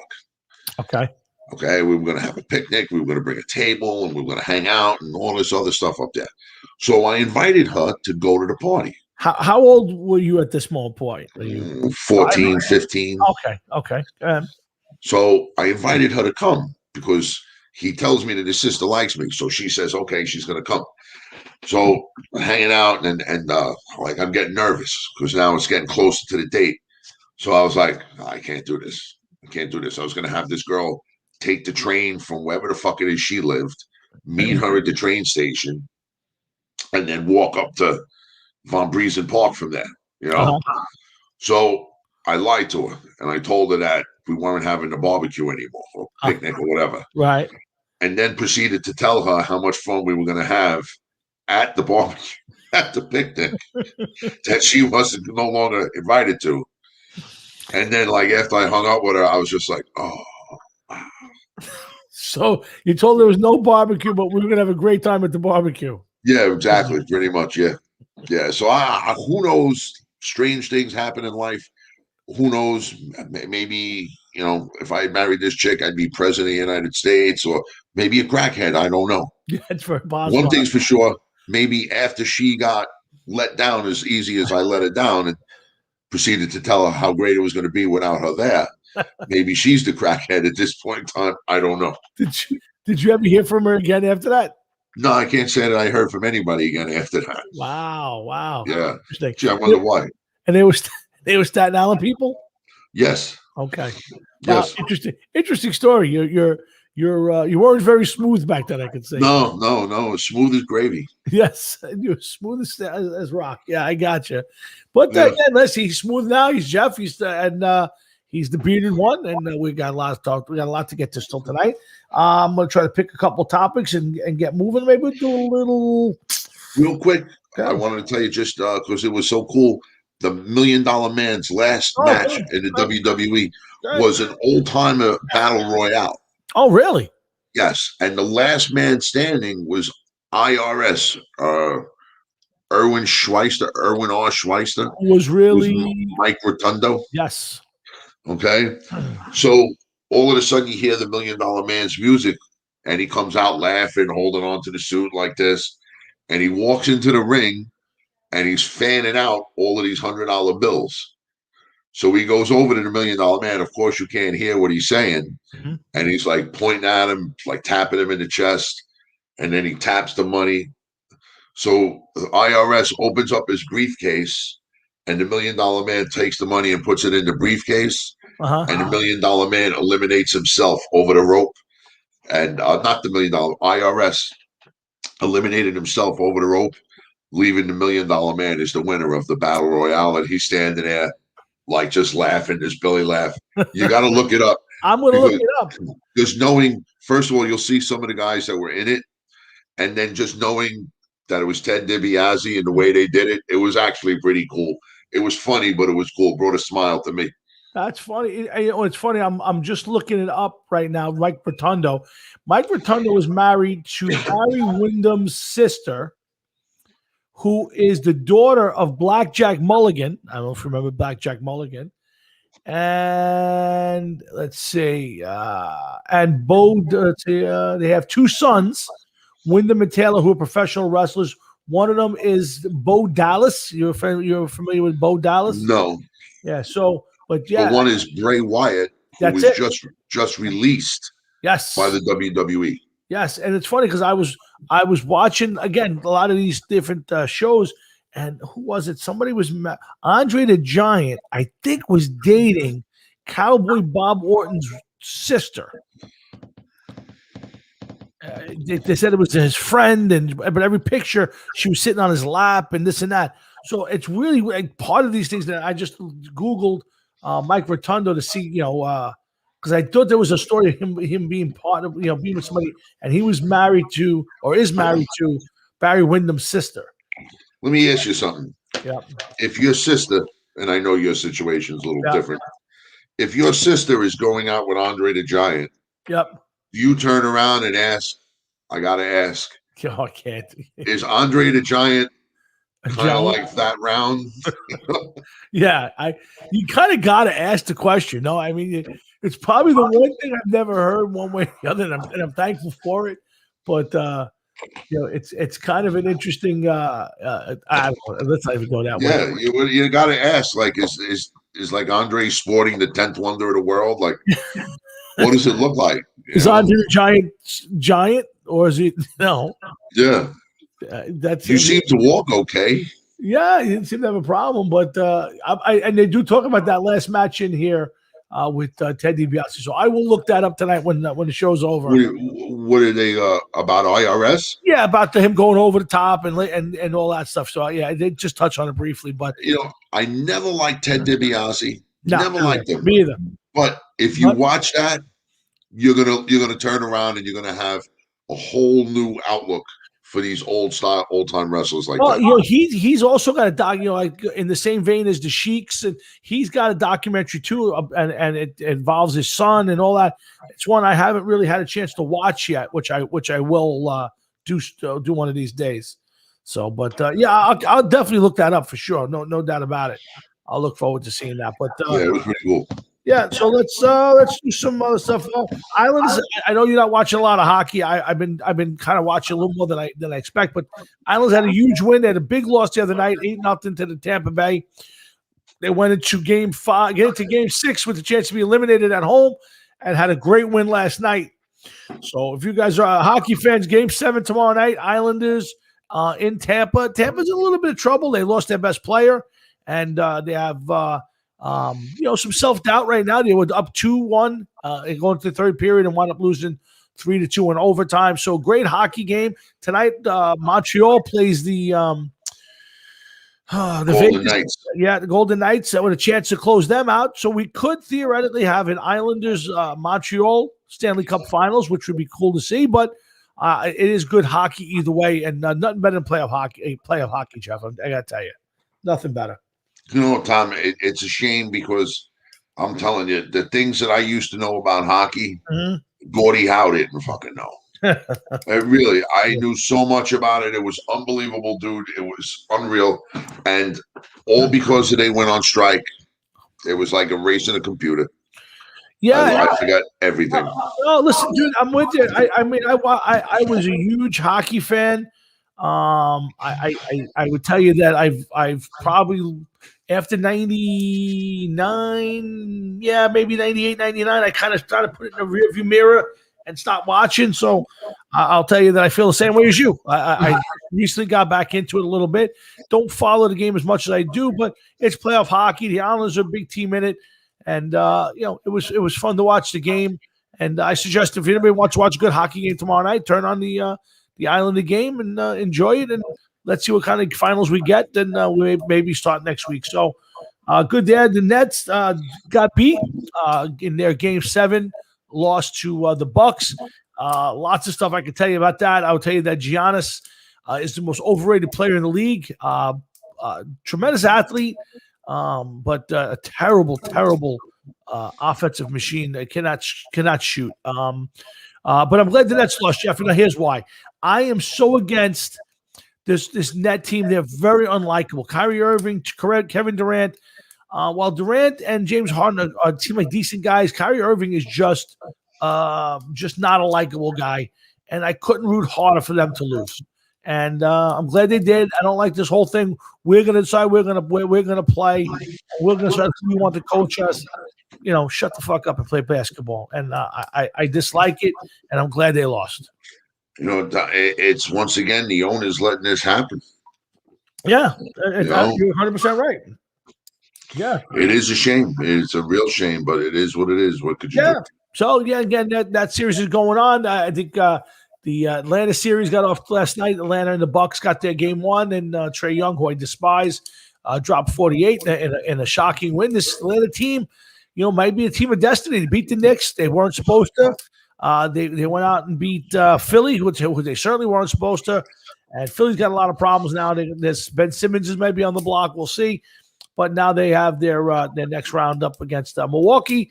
I don't know how much of this I'll watch going forward, but I'll keep an eye on it for you guys if you want to know anything about it. So we talked about basketball. I want to talk a little baseball. Let's see. Yeah, Jeff, are you paying attention to all this spin rate and inspections? Are you paying attention to any of it? No. Well, it goes to the thing of, the biggest unwritten rule, or let's say the biggest code break in baseball has been the spitball, the doctoring of baseballs. We've talked about it in the past. It's been going on forever. Guys spitting on the ball or cutting the ball, whatever. And it was always kind of like, we know it's outlawed, but it was with a wink, wink, wink. Gaylord Perry's in the Hall of Fame, was famous for throwing the spitballs, and the Negro brothers got, just tons of guys. Whitey Ford admitted to cutting the baseball. But the last few years, it seems like baseball turned a blind eye to a bunch of players putting a substance on the ball to get a better grip. And to get the better grip, their spin rate, or how much the ball spins and moves, was greatly enhanced, so to speak. That I know. I mean, I remember we were talking about it. These guys throw the ball so fast. If you give him excuse me, a little extra grip on the ball, so be it, because maybe it prevents them from fucking knocking somebody's head off their shoulders. Well, that's been a big topic. People say that, and no, and I don't disagree with that. Now, they've banned it now. I hear guys they use sweat and the rosin bag, and all sorts of crazy. But now, baseball this year, Jeff, and even the part of last year has been so bad. You know, I picked up some stats in 10 games so far this year. There's been 10 games of 30 or more strikeouts in a game. Yeah. Now, 2014, there was only 13 games for the entire year. We're not even halfway through the season. We've got 10 games already. In 2019, there were 32 games that had 30 or more strikeouts in a game. Jeff, there are 54 outs in a game. Okay, 27 out. In fact, probably could be 24 if the home team doesn't bat. So I think actually you could have less than that. But let's say in a regular Major League Baseball game, this year alone, you've already had 10. In 2019, you had 32 games with the teams combined for 30 strikeouts of 50-something outs. That's disgusting. So Major League Baseball has been trying now to combat the lack of offense. And you know how I feel. I think the lack of offense in baseball is strictly based on attitude and situational hitting for the players. Players are up there 0-2 swinging from their heels, bases loaded, and you need a fly ball. They're trying to hit the ball 350 feet. So baseball, instead of trying to teach the game in a better way or even trying to push their teams that way, they want to change the game. So the first thing they did, Jeff, is they said, okay, in the middle of the season, you're not allowed to put anything on your hands or on your body even though it doesn't affect the ball all that much in any way, we don't want you to have that. I think that's wrong to do it in the middle of the season. I think that should be done something at the beginning of a season with some notice, but they went ahead and did it. Now, Jeff, they're actually going out there between innings and checking the pitchers. Yeah, I saw that. That just makes no sense to me. Yeah, so, I mean, so I think it was Scherzer the other night, got checked 3 times, twice by the umpires, and the third time. Now, Max Scherzer is a Hall of Famer. Max Scherzer is a guy who's going to play, going to be in the Hall of Famer, who's going to pitch well no matter what he has on his hands or doesn't have on his hands. I would say at this point, if you check Max Scherzer once, I don't think he's going to do anything after that. But the third time, Joe Girardi, who was the manager of the Phillies, told the umpires he wanted him checked because he kept touching his hair and going to the ball. And it turned into a home. He was going to take his pants off from Scherzer in the middle of the field. And, here's my thing. First off, you should not be taking advice from the other manager on disrupting the pitcher and getting in his head. And 2, if you got a clear sign that something happened, get him in the dugout between the innings and talk to him. But don't embarrass the guy in the field or slow the game down even more than it is. Well, this is why nobody wants to watch baseball as it is. Yeah. And it's why it's a sport that's possibly dying. Okay? When you're talking about the 30 outs between 2 teams, 30 strikeouts, and the lack of offense, first of all, it's because everybody's trying to make the offense by putting the ball over the fence. Absolutely. That they're swinging extra hard at stuff. And how many may just be swinging at anything? Because, 2 pitches came outside. This one's got to be coming over the inside of the plate, and I'm going to take it. And they try and they miss. But, just as an example, it's just let them play. Just let them fucking play. The sport will always evolve. Sports evolves. Because once they say, okay, this is how we're going to try to hit home runs, then another team's going to be like, well, everybody's built for stopping them from hitting home runs. So, we're going to become a singles hitting team. And if we hit a home run, great. If not, we're going to just push the guy over. And eventually the sport will change back around. You said it, and you're 100% right. I mean, it's sports in general is a revolution, just comes back around and things, are out and then back in and new. But I see that Major League Baseball is trying to fix it. And I read an article today. And first of all, I don't think baseball should get involved at all because the only way you're going to fix the game is to reteach the players how to play the game and have coaches who push them to situational hit. And I can't get past that term because I think that's all this is people learn how to hit based on the situation. But there are some things they are trying to change, Jeff, and I'll throw a few at you. One of the fixes they want to do, they want to move the mound back 1 foot. And I don't understand that. Yeah, they feel like giving them I think it's like 1/100th of a second more to analyze the pitch and hit it. Why? You know what? Learn to hit the ball and don't worry about it. I mean, with moving the mound back, I don't like the changes to the game. The other one, the next one was making like a bigger base, so that way the base, the runner who will be out, so many more. Watch it now. It seems like they're out just by a fraction of a second. That little bit bigger of a base gets more runners on base. Do either one of these fixes make any sense to you? Not moving it about. Neither one really. You know what? I could see putting on the base. Maybe put a sensor that if the runner gets the base, that it lights up or something or whatever. Something stupid. Well, this way we could be like, okay, it here's the ball, the base lit up. If it's that close, you know what I mean? No, I got your point, but and you make it's great because it segues into my next one is that a lot of people, Major League Baseball wants to put robot umpires, especially for balls and strikes, and I don't like it. To me, the game is played by humans, and they make mistakes, and I think an integral part of the game is an umpire, and sometimes they get the call wrong.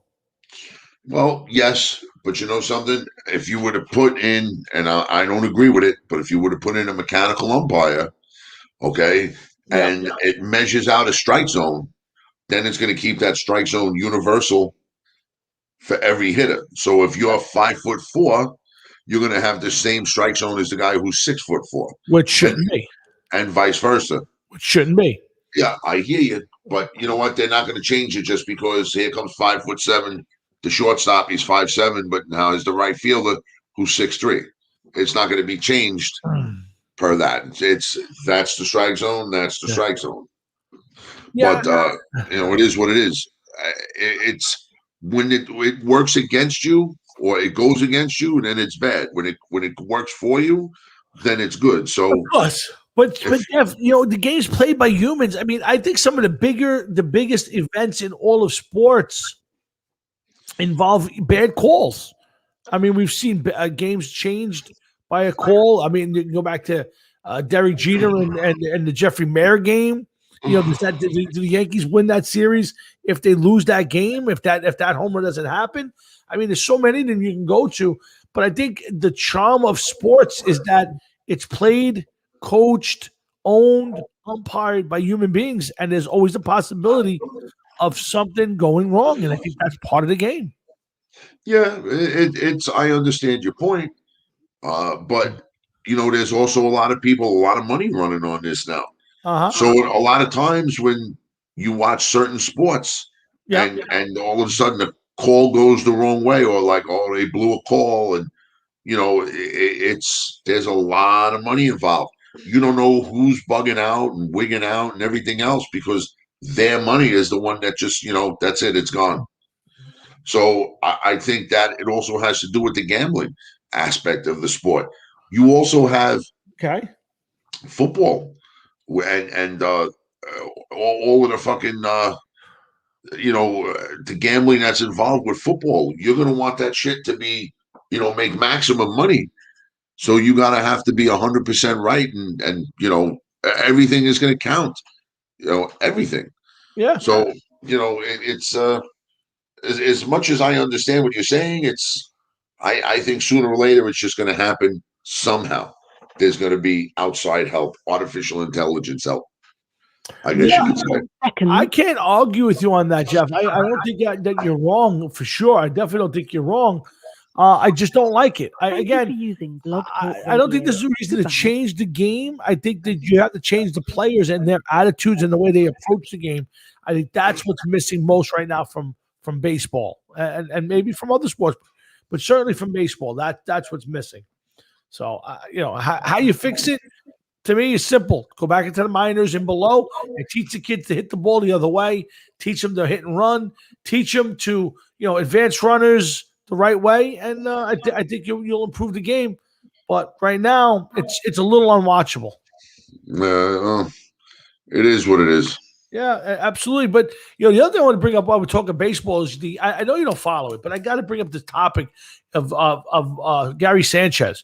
I've railed on Gary Sanchez for the last 2 years. He's been terrible. Strikes out. He's a strikeout machine. He's a terrible catcher. He's on a huge hot streak, Jeff. I mean, literally, like he's hitting home runs every other at bat. Just playing great baseball. Now the guy's got another year that he's controlled by the team. But I heard it brought up this week on the Maggie and Moose show on WFAN, and they were talking about whether it's time to trade a guy like Gary Sanchez. So, Jeff, I'm going to put it to you as a GM owner. For you have a guy who hasn't hit well. Before that, it was a couple-year All-Star, potential up to yin yang, but for the last year and a half, can't hit. Just atrocious. All of a sudden now he's on this huge month and a half hot streak. Oh my God, this is what I got to look at. And how's that look? Yeah, you look sexy. Thank you. Yeah, he's on a huge hot streak. He's still controlled through next year, so any team that traded for him could get a good year and change out of it. Now he's also a couple years away from now you having to give him big money. Jeff, as a GM. Do you take the shot at the guy staying where he's at and hoping that he builds from it? Do you try to make a trade for him? Do you trade him and just give him away just because you're not gonna sign him? What's the rationale that you would use in a situation like that? I wouldn't jet to oh my God. Judgment on that. I would take it slow.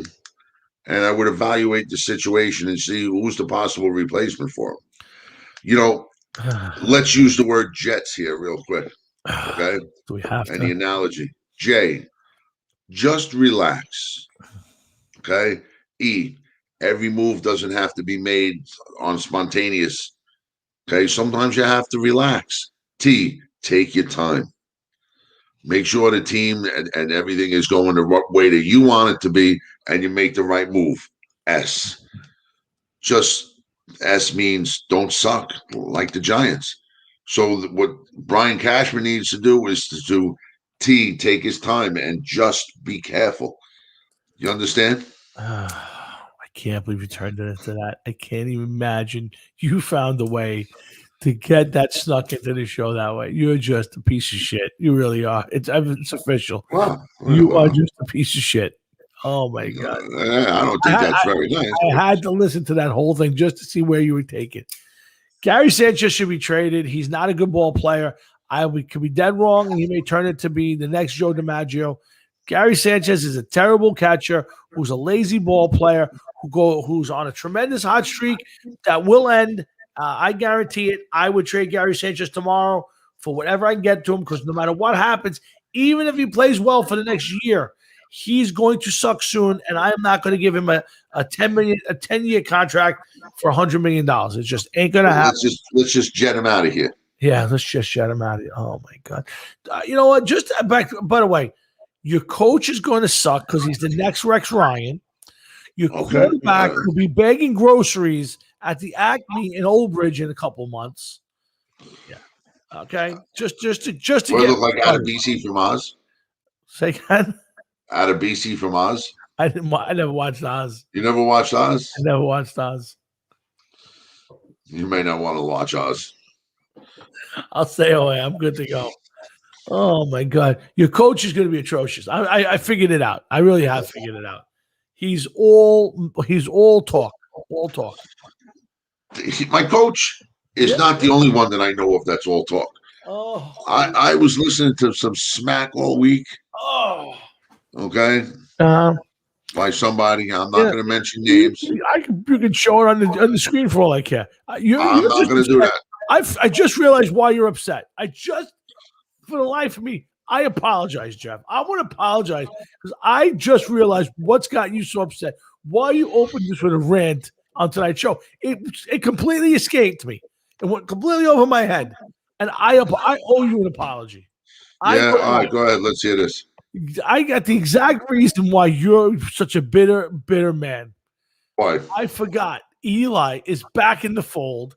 Eli, our two-time Super Bowl winning MVP quarterback, will now be the face of the franchise on the streets, gathering up new fans, which are in abundance anyway. And Eli is back in the fold, ready and they're going to retire his jersey on a night in at the Meadowlands against the Atlanta Falcons, who was the team he faced first in his first ever start. I get why you're upset. We got Eli, you don't, and he's back in the building. That's why you're upset tonight. Please stop. Please. Do you see my name now? Do you see my name? Yes, I see your name. I'm not going to acknowledge it. I'm not even going to know it's there. I'm going to just ignore you on that. Okay, whatever you want to do, man. That's your prerogative. Well, I'm just telling you that Eli's back, and that's what's got you upset. Eli's back, Jeff. It's not actually. What I find amazing is that they actually took him back, and oh my God, I just can't. I can't. Eli's back in the fold. Eli Manning. I was having a conversation with a buddy of mine today driving to work, and he, while a big Giant fan, and like Eli, does not feel Eli is a Hall of Famer at all. Not. He is a Hall of Famer. He was going to be a Hall of Famer very shortly. Oh God, yeah. We're gonna win. We're gonna move this ball down. We're gonna win. We're gonna be a force of nature. When does he get the tattoo of Zach Wilson on his arm, like your boy Rex? There he is. Please. There he is. Another never was. Another big time assistant coach going to be unfulfilled in a couple of years. Right. Completely over. You know, you seem disgusted. I am by your team, by your team, by your constant downtrodden of Eli Manning, one of the great quarterbacks of our generation. Oh wow. Wow. Really? One of the best quarterbacks of our generation? Yes, of course. Who was in the running? Fucking Ken Stabler and fucking Mark Rippon? Are you serious? The fuck out of here. 2 Super Bowls, 2 MVPs, dragged the team on his back. Eli Manning. And going to have a night. Going to retire his jersey number. Now, I'm going to tell you this. I'm not a huge fan of retiring his jersey. I'm not. I'm just not. I think the retiring your jersey should stop. Rings of honor, put the plaques up. That you don't need to retire the jersey. I'm sorry. There are very few people that I can think of. Let's put it this way. How many people in sports, Jeff, would you say deserve to have their jersey number retired? Several. Babe Ruth to me should have a jersey number retired. Lou Gehrig would be another one. I would. Mark Messier. See now, I think Messier's a great player. Mark Messier. But I think it's Gretzky for me. I think Gretzky's much more iconic, and I again, if I was picking a team, I would take Messier. He's an all-around hockey player, but Gretzky's Gretzky. You're not taking that away. Yaga. No, you're out of your mind, Yaga. Come on. Namath. Oh my God, Namath. No wonder. You're on crack. I got it figured out. Namath, the worst of the worst. Oh God, you don't know. He doesn't know. Oh. He doesn't know. And it says you're watching Hard Rock and Sports with Jeff and Tom, and it's the poor guy doesn't know. He doesn't know. The guy's one of the worst quarterbacks of all time. His stats fucking lay it right out. Oh my God, you're so different. You know what? You saying that his stats laid it out. Yep, absolutely. Okay, is like a Met fan saying DeGrom should have won all of these awards, but yet not check any of his pitching stats. DeGrom's another one we have to talk about. But yeah, listen, Eli is a Hall of Famer. He's a first ballot Hall of Famer. Oh, come on. Oh, No, I gotta change my name. Again? Yep. Oh my God! I didn't know. Should not be allowed to change your name in the middle of the show. That's what I got to put a question out to those guys. But Eli Manning is a Hall of Famer, guys. Thanks for holding on with us. Jeff and Tom here. We're going to wrap it up in a few minutes. We got a couple more topics. Glad you guys popped in. Thanks to Sammie, my man Sammie Lee, for joining us. My name. Eli shoots likes. Eli's got 3 kids. He's shooting likes. They're not his kids. Oh, that's where you're going with this. I see. I got you. They're artificially inseminated. Geezer Butler, Jeff, to release Manipulations of the Mind box set of solo albums. I didn't know Geezer had that many solo albums. He's got 3: Plastic Planet, Black Science, and Homework. You familiar with any of these? Yeah, they pretty much suck. You know, it's amazing how a guy like that could write such great music with Sabbath and then write nothing. It's like Steve Harris. You know, I tried to listen to the new band, and it's just not good. Well, Geezer Butler did not write music. He wrote lyrics. Oh, so same. Yeah. What's that? It's all the same. I mean, I'm just saying this, you know, No. He didn't come up with the riff of War Pigs or anything of that nature. That was Iommi. And now all of a sudden, when you're writing lyrics and fucking music, it's a different story. It's not as easy to write the whole entire song. I would agree with that. I would definitely agree with that. It's almost like, man, I got to use this analogy because it's the best one. Okay. It's almost like being quarterback and being asked to carry the team, and you just can't do it because, you know, you just can't do it. Well, you have all those jet quarterbacks who just couldn't carry the team, let alone carry the water for guys like Eli and Simsy and those kind of guys. Whatever, go ahead. Just telling you. So no Geezer Butler box set would mean anything to you? Like you wouldn't run out and say, it's Geezer Butler. I already got everything that I need. I gotcha. All right. I can there was one thing I wanted to bring up. I just had it in my brain a half a second ago. Will it pop back in? And the answer is it's not popping back in. So we'll come back to that. Before we end the show, let's do a couple more topics. We did the Scherzer. Speaking of popping back in, I'm pretty sure that Saquon Barkley is someplace praying that his knee pops back in so he could walk again one day. Here we go. Saquon Barkley. I just watched the video before I got on the air tonight of him doing sprints on the beach. My boy is a beast. He will be back. We will win the division. We will put a hurting on some people in the playoffs. You can mock me, my friend. It doesn't make it any different. I don't mock you. You're just clearly showing you have no idea what you're talking about. Oh my God. Big difference. Mocking is when the person is saying something actually believes with his own bullshit. I do believe it. I believe it. Yeah, but you're innocently not believing it. Doesn't matter. You don't know. Oh, I disagree. I disagree with that. I think Saquon's going to be great. I think the Giants are going to have a great year. We're going to have a big August 5th. You'll know my prediction for the Giants this year. What I think their record will be. I think it'll be a good one. But also, we were talking about underrated bands, and the band somebody brought up was Twisted Sister. And they asked me, why didn't I think that Twisted Sister got to the level that they went to? And I said that by the time Twisted Sister hit a big, which is probably what, 83, 84? Something like that. I think the makeup held them back. I think people were done with the makeup and they looked cartoonish, if you ask me. Well, the makeup definitely wasn't good. But I also remember when Twisted Sister was out in the local clubs in Jersey. Yes. Playing weekends and stuff like that. And, there was people pushing them. And I just think that they got pushed at the step they were at to the right point. Yeah. And then there was nobody left to distribute them.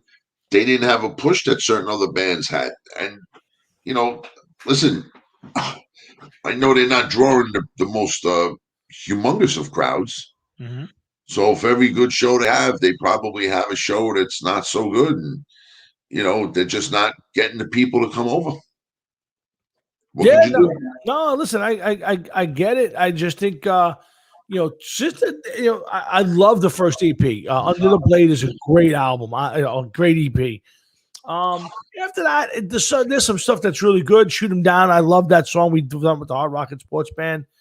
But I will tell you that I just gotta get a quick drink, Tom. I'm sorry. I think the biggest thing that so far with Twisted Sister was the fact that they did the makeup. I think the makeup held them back. It was even Kiss at that point was getting a lot of ridicule from the makeup. So I think that's what really hurt that band. But the simple fact is, I think Twisted Sister kind of never made it to that next level. We'll talk about the Yankees a little bit while Jeff's busy. The Yankees are an interesting take right now. They're playing good baseball. It's not great baseball, but they're playing better baseball. Voigt's killing it right now, just back off the DL. And, of course, Sanchez has been killing it for a month and a half now. If this team ever gets hot, they'll be dangerous. Question is, can they and will they ever get hot again? Do the Yankees become sellers? Do they become buyers? Do they hang in there? I think they're going to do something. I just don't know what it is. I think they do need to trade Sanchez. I can live with another decent catcher, but the Yankees are an interesting take right now. I mean, they're playing much better baseball. They're scoring runs now. There's some interest there. Again, I don't like the fact the way they play the game. That's not just the Yankees. A lot of teams like that. But having said that, having watched them, there's some they work their ass off, and I think the Yankees have a chance to turn it around and be a better team and make the playoffs this year. But it's going to take a lot of work. I just wonder, does Cashman and Steinbrenner in the crowd, do they spend the money, or do they kind of say we're going to go with what we have? And if it doesn't work this year, this team gets dismantled. That's my opinion. I think this team gets dismantled. They move on because I think it's been too many years with the same group of guys, and you got to shake it up a little bit. So we'll see. You feeling better, Jeff? Yeah, I just went for some water, dude. Okay. All right. Last couple of topics for me.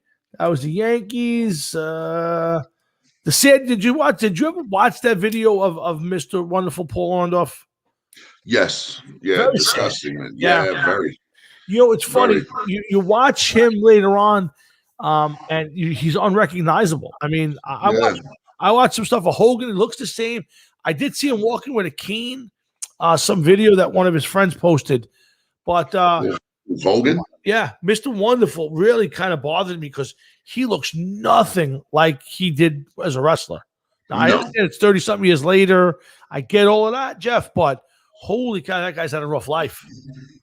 Well, listen, if you fucking have dementia and whatever else it is that he had, and the son is asking him questions, and like he hands him salt and pepper, and he's like, "Oh, thank you," and then he watches him eat it, like, "Oh, you're eating pepper," and listen, clearly that you're filming it to show us what position the guy is in life, which isn't very good at this point in time. No, absolutely, and who knows if the guy is on his way out or if he's just gonna be sitting staring at a wall someplace waiting to go. I don't know. But it's a shame, man. It sucks. That is a shame. Yeah, it's just, listen, you're watching a guy eat the pepper package, and there was a guy who looked like a sharp dude, was obviously built like a brick shit house. I think it's sad. I love to find out what happens to these guys, but this one is one I hope I never knew. I actually got an email from them about some sort of petition a while back, and I didn't get involved in it. I kind of let it go. But watching the guy now, it's just, you can see what the sport of wrestling did to this guy. I'd have to think it had to play a part of it. Listen, I wouldn't say it was the sport of wrestling that did it to this guy. These are people that give their all for their sport. That's one thing. Mm-hmm. Okay. And some of them take it so seriously, and they're doing everything they can. And they keep saying, we respect the business. We respect the business. It seems as though that some of the most loyal people that could work for a company or whatever, right? And this is what they have. So whatever it is that needs to be done, they'll do for their sport and to keep things a secret, to move things along, to keep up traditions and everything else. It's not just, it may be scripted, but it seems as though that everybody acknowledges it and respects what's going on and why it's happening. You know, does that make sense to you? No, You know what I'm saying? makes total sense. That makes total sense. And it's not easy for these guys, but this is the life they chose. You know, we talk a lot about wrestling here. I got a question for you, a little off the topic of what we just did, and I think you were very poetic. I think you've done a nice job with that. If you could own one piece of wrestling memorabilia from your time watching it, professional wrestler, what piece of memorabilia would you own? Somebody's boots, a specific outfit.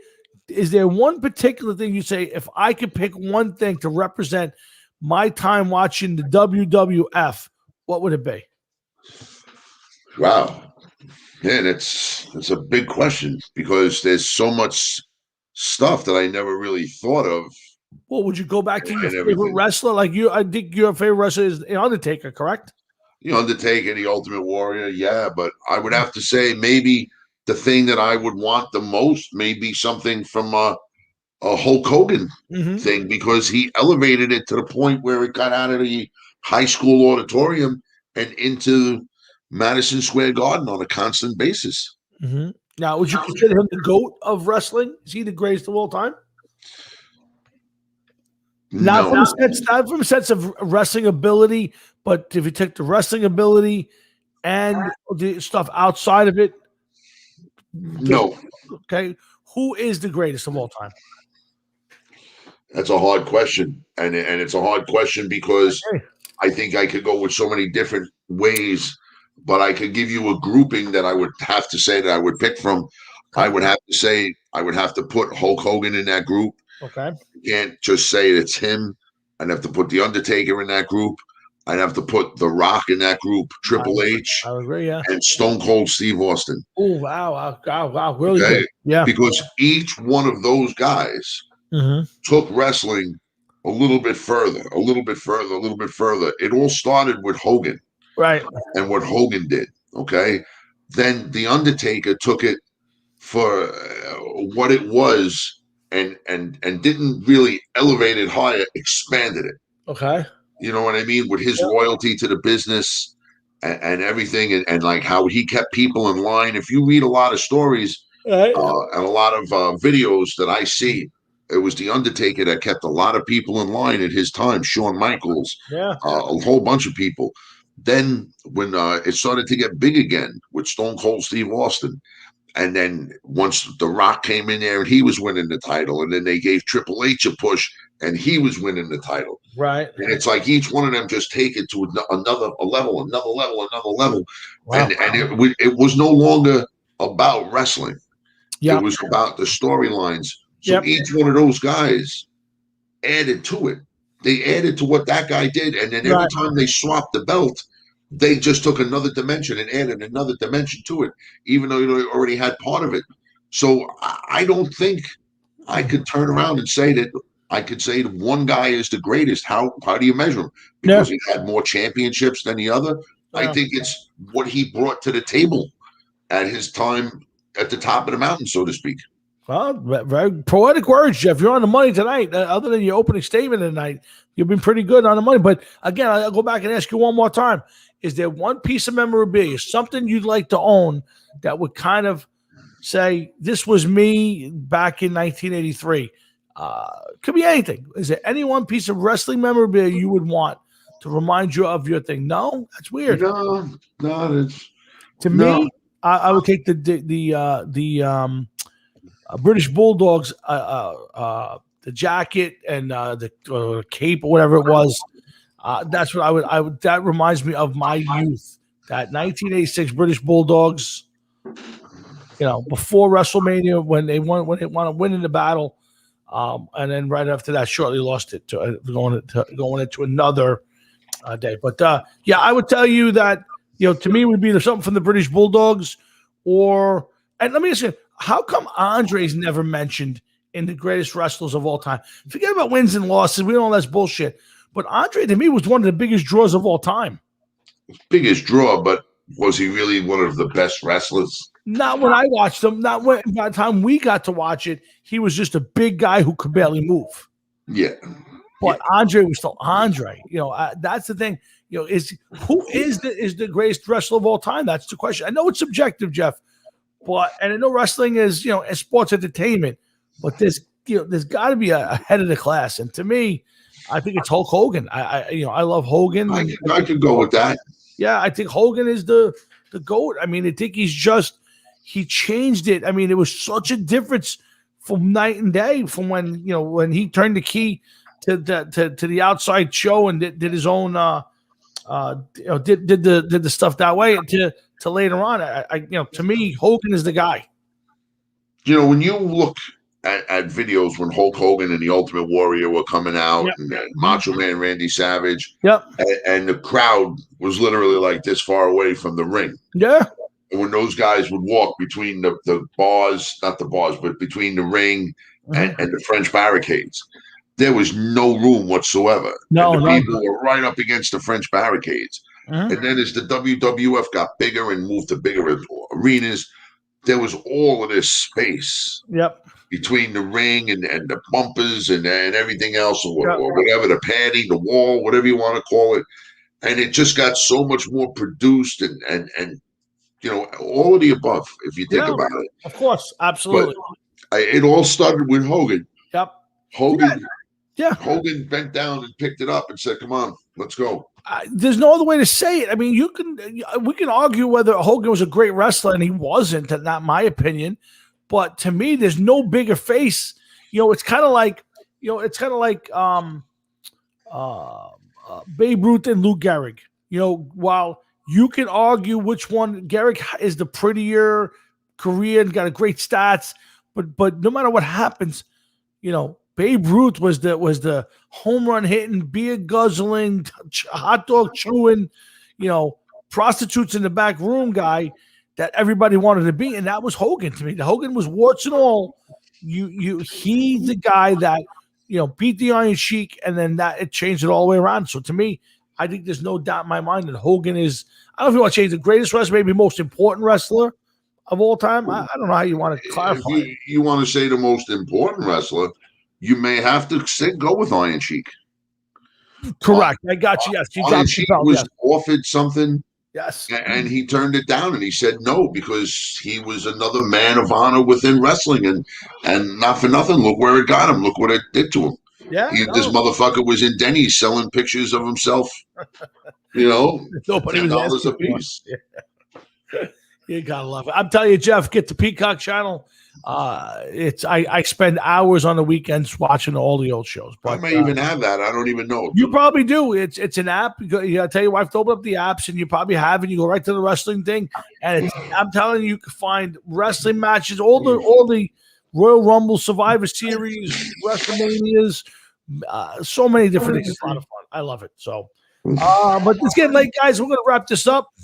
Call it a night. We're going to come back next week and start all over again. I want to thank my man Sammie Lee from Red Rain for popping up for a little bit. Thanks to everybody who's listening. I don't know if anybody's chiming in with us tonight, obviously, except for Rose. But thanks to everybody out there for popping in and pitching in and being part of the Hard Rock and Sports Show tonight. Again, thanks to my partner, crime, Mr. Jeff Towinski, for doing an amazing job as usual. And I'm going to turn it over to him. Jeff, I'll give you final say. You can say your thank yous and goodbyes or whatever you want to do. Thank you and good night. And the Giants suck. Again, guys, we'll be back next week. We got no guests lined up, so it'll be me and Jeff kind of sparring. We're going to start. I think we're going to start doing some football stuff, kind of breaking down some divisions or just some light stuff just to get us going again because it's coming. It's going to happen soon. There's one division that I'm really anxious to hear some stuff about. Which is what one? The AFC West. Interesting. Yep. Very interesting division. Because the AFC West reminds me of a certain little fella. Oh boy, here we go. Who's a certain little fella, Jeff? The Half Man. Ah, yes, the Half Man. Have not heard from the Half Man other than a very brief invitation by us to him to come back on the show, but he has not reached out lately, so I have not heard from him. Okay, and the NFC East is also a division that intrigues me. I would say I agree with that, but I'm waiting for the punchline. Go ahead. There's no reason for a punchline. This is a team that's division. Now, also, they pique interest when I start to talk. I've seen that. This is a division that is capable of winning 12 games altogether. That one in, folks. Well, again, I hope you guys have had a great week, and I'm glad you guys stuck by us tonight, and hope you enjoyed the show. Again, Sammie Lee's and the Red Rain Band, www.redrainband.com. Make sure you check those guys out. Go to rflrecords.com. They got a lot of great music coming out on the website. I know they're releasing some stuff tomorrow. They got the big show coming up on the 28th. So make sure you guys check in with RFL Records. Go check out Bar Stools and Band Talk. Great Sean and Dave and Alex. Great guys. You guys would love it. And make sure you come back next Thursday night when Jeff and I are sitting there together. My dad will be back. Jeff will be wearing his Jets hat, embarrassing himself, and we'll do this all over again. You're going backwards, but that's okay. We know. Short bus is pulling up any second. Guys, for Jeff Towinski, myself, and everybody here at Hard Rocket Sports, I say thank you for listening. Thanks for watching. Make sure you check us out all over social media. Come on back next Thursday night when Jeff and I get to do this all over again. So for Jeff, myself, and everybody, have a great night, an amazing weekend, and we'll see you next Thursday night on the Hard Rocket. You know what I'm doing? Yes, you're flying the jet, Jeff. You're flying the jet. I am a jet, baby. Yes, here we go. But have a great night. I hope your papers come through soon, and I'll talk to you off the air. Don't we all? Good night, everybody. Later.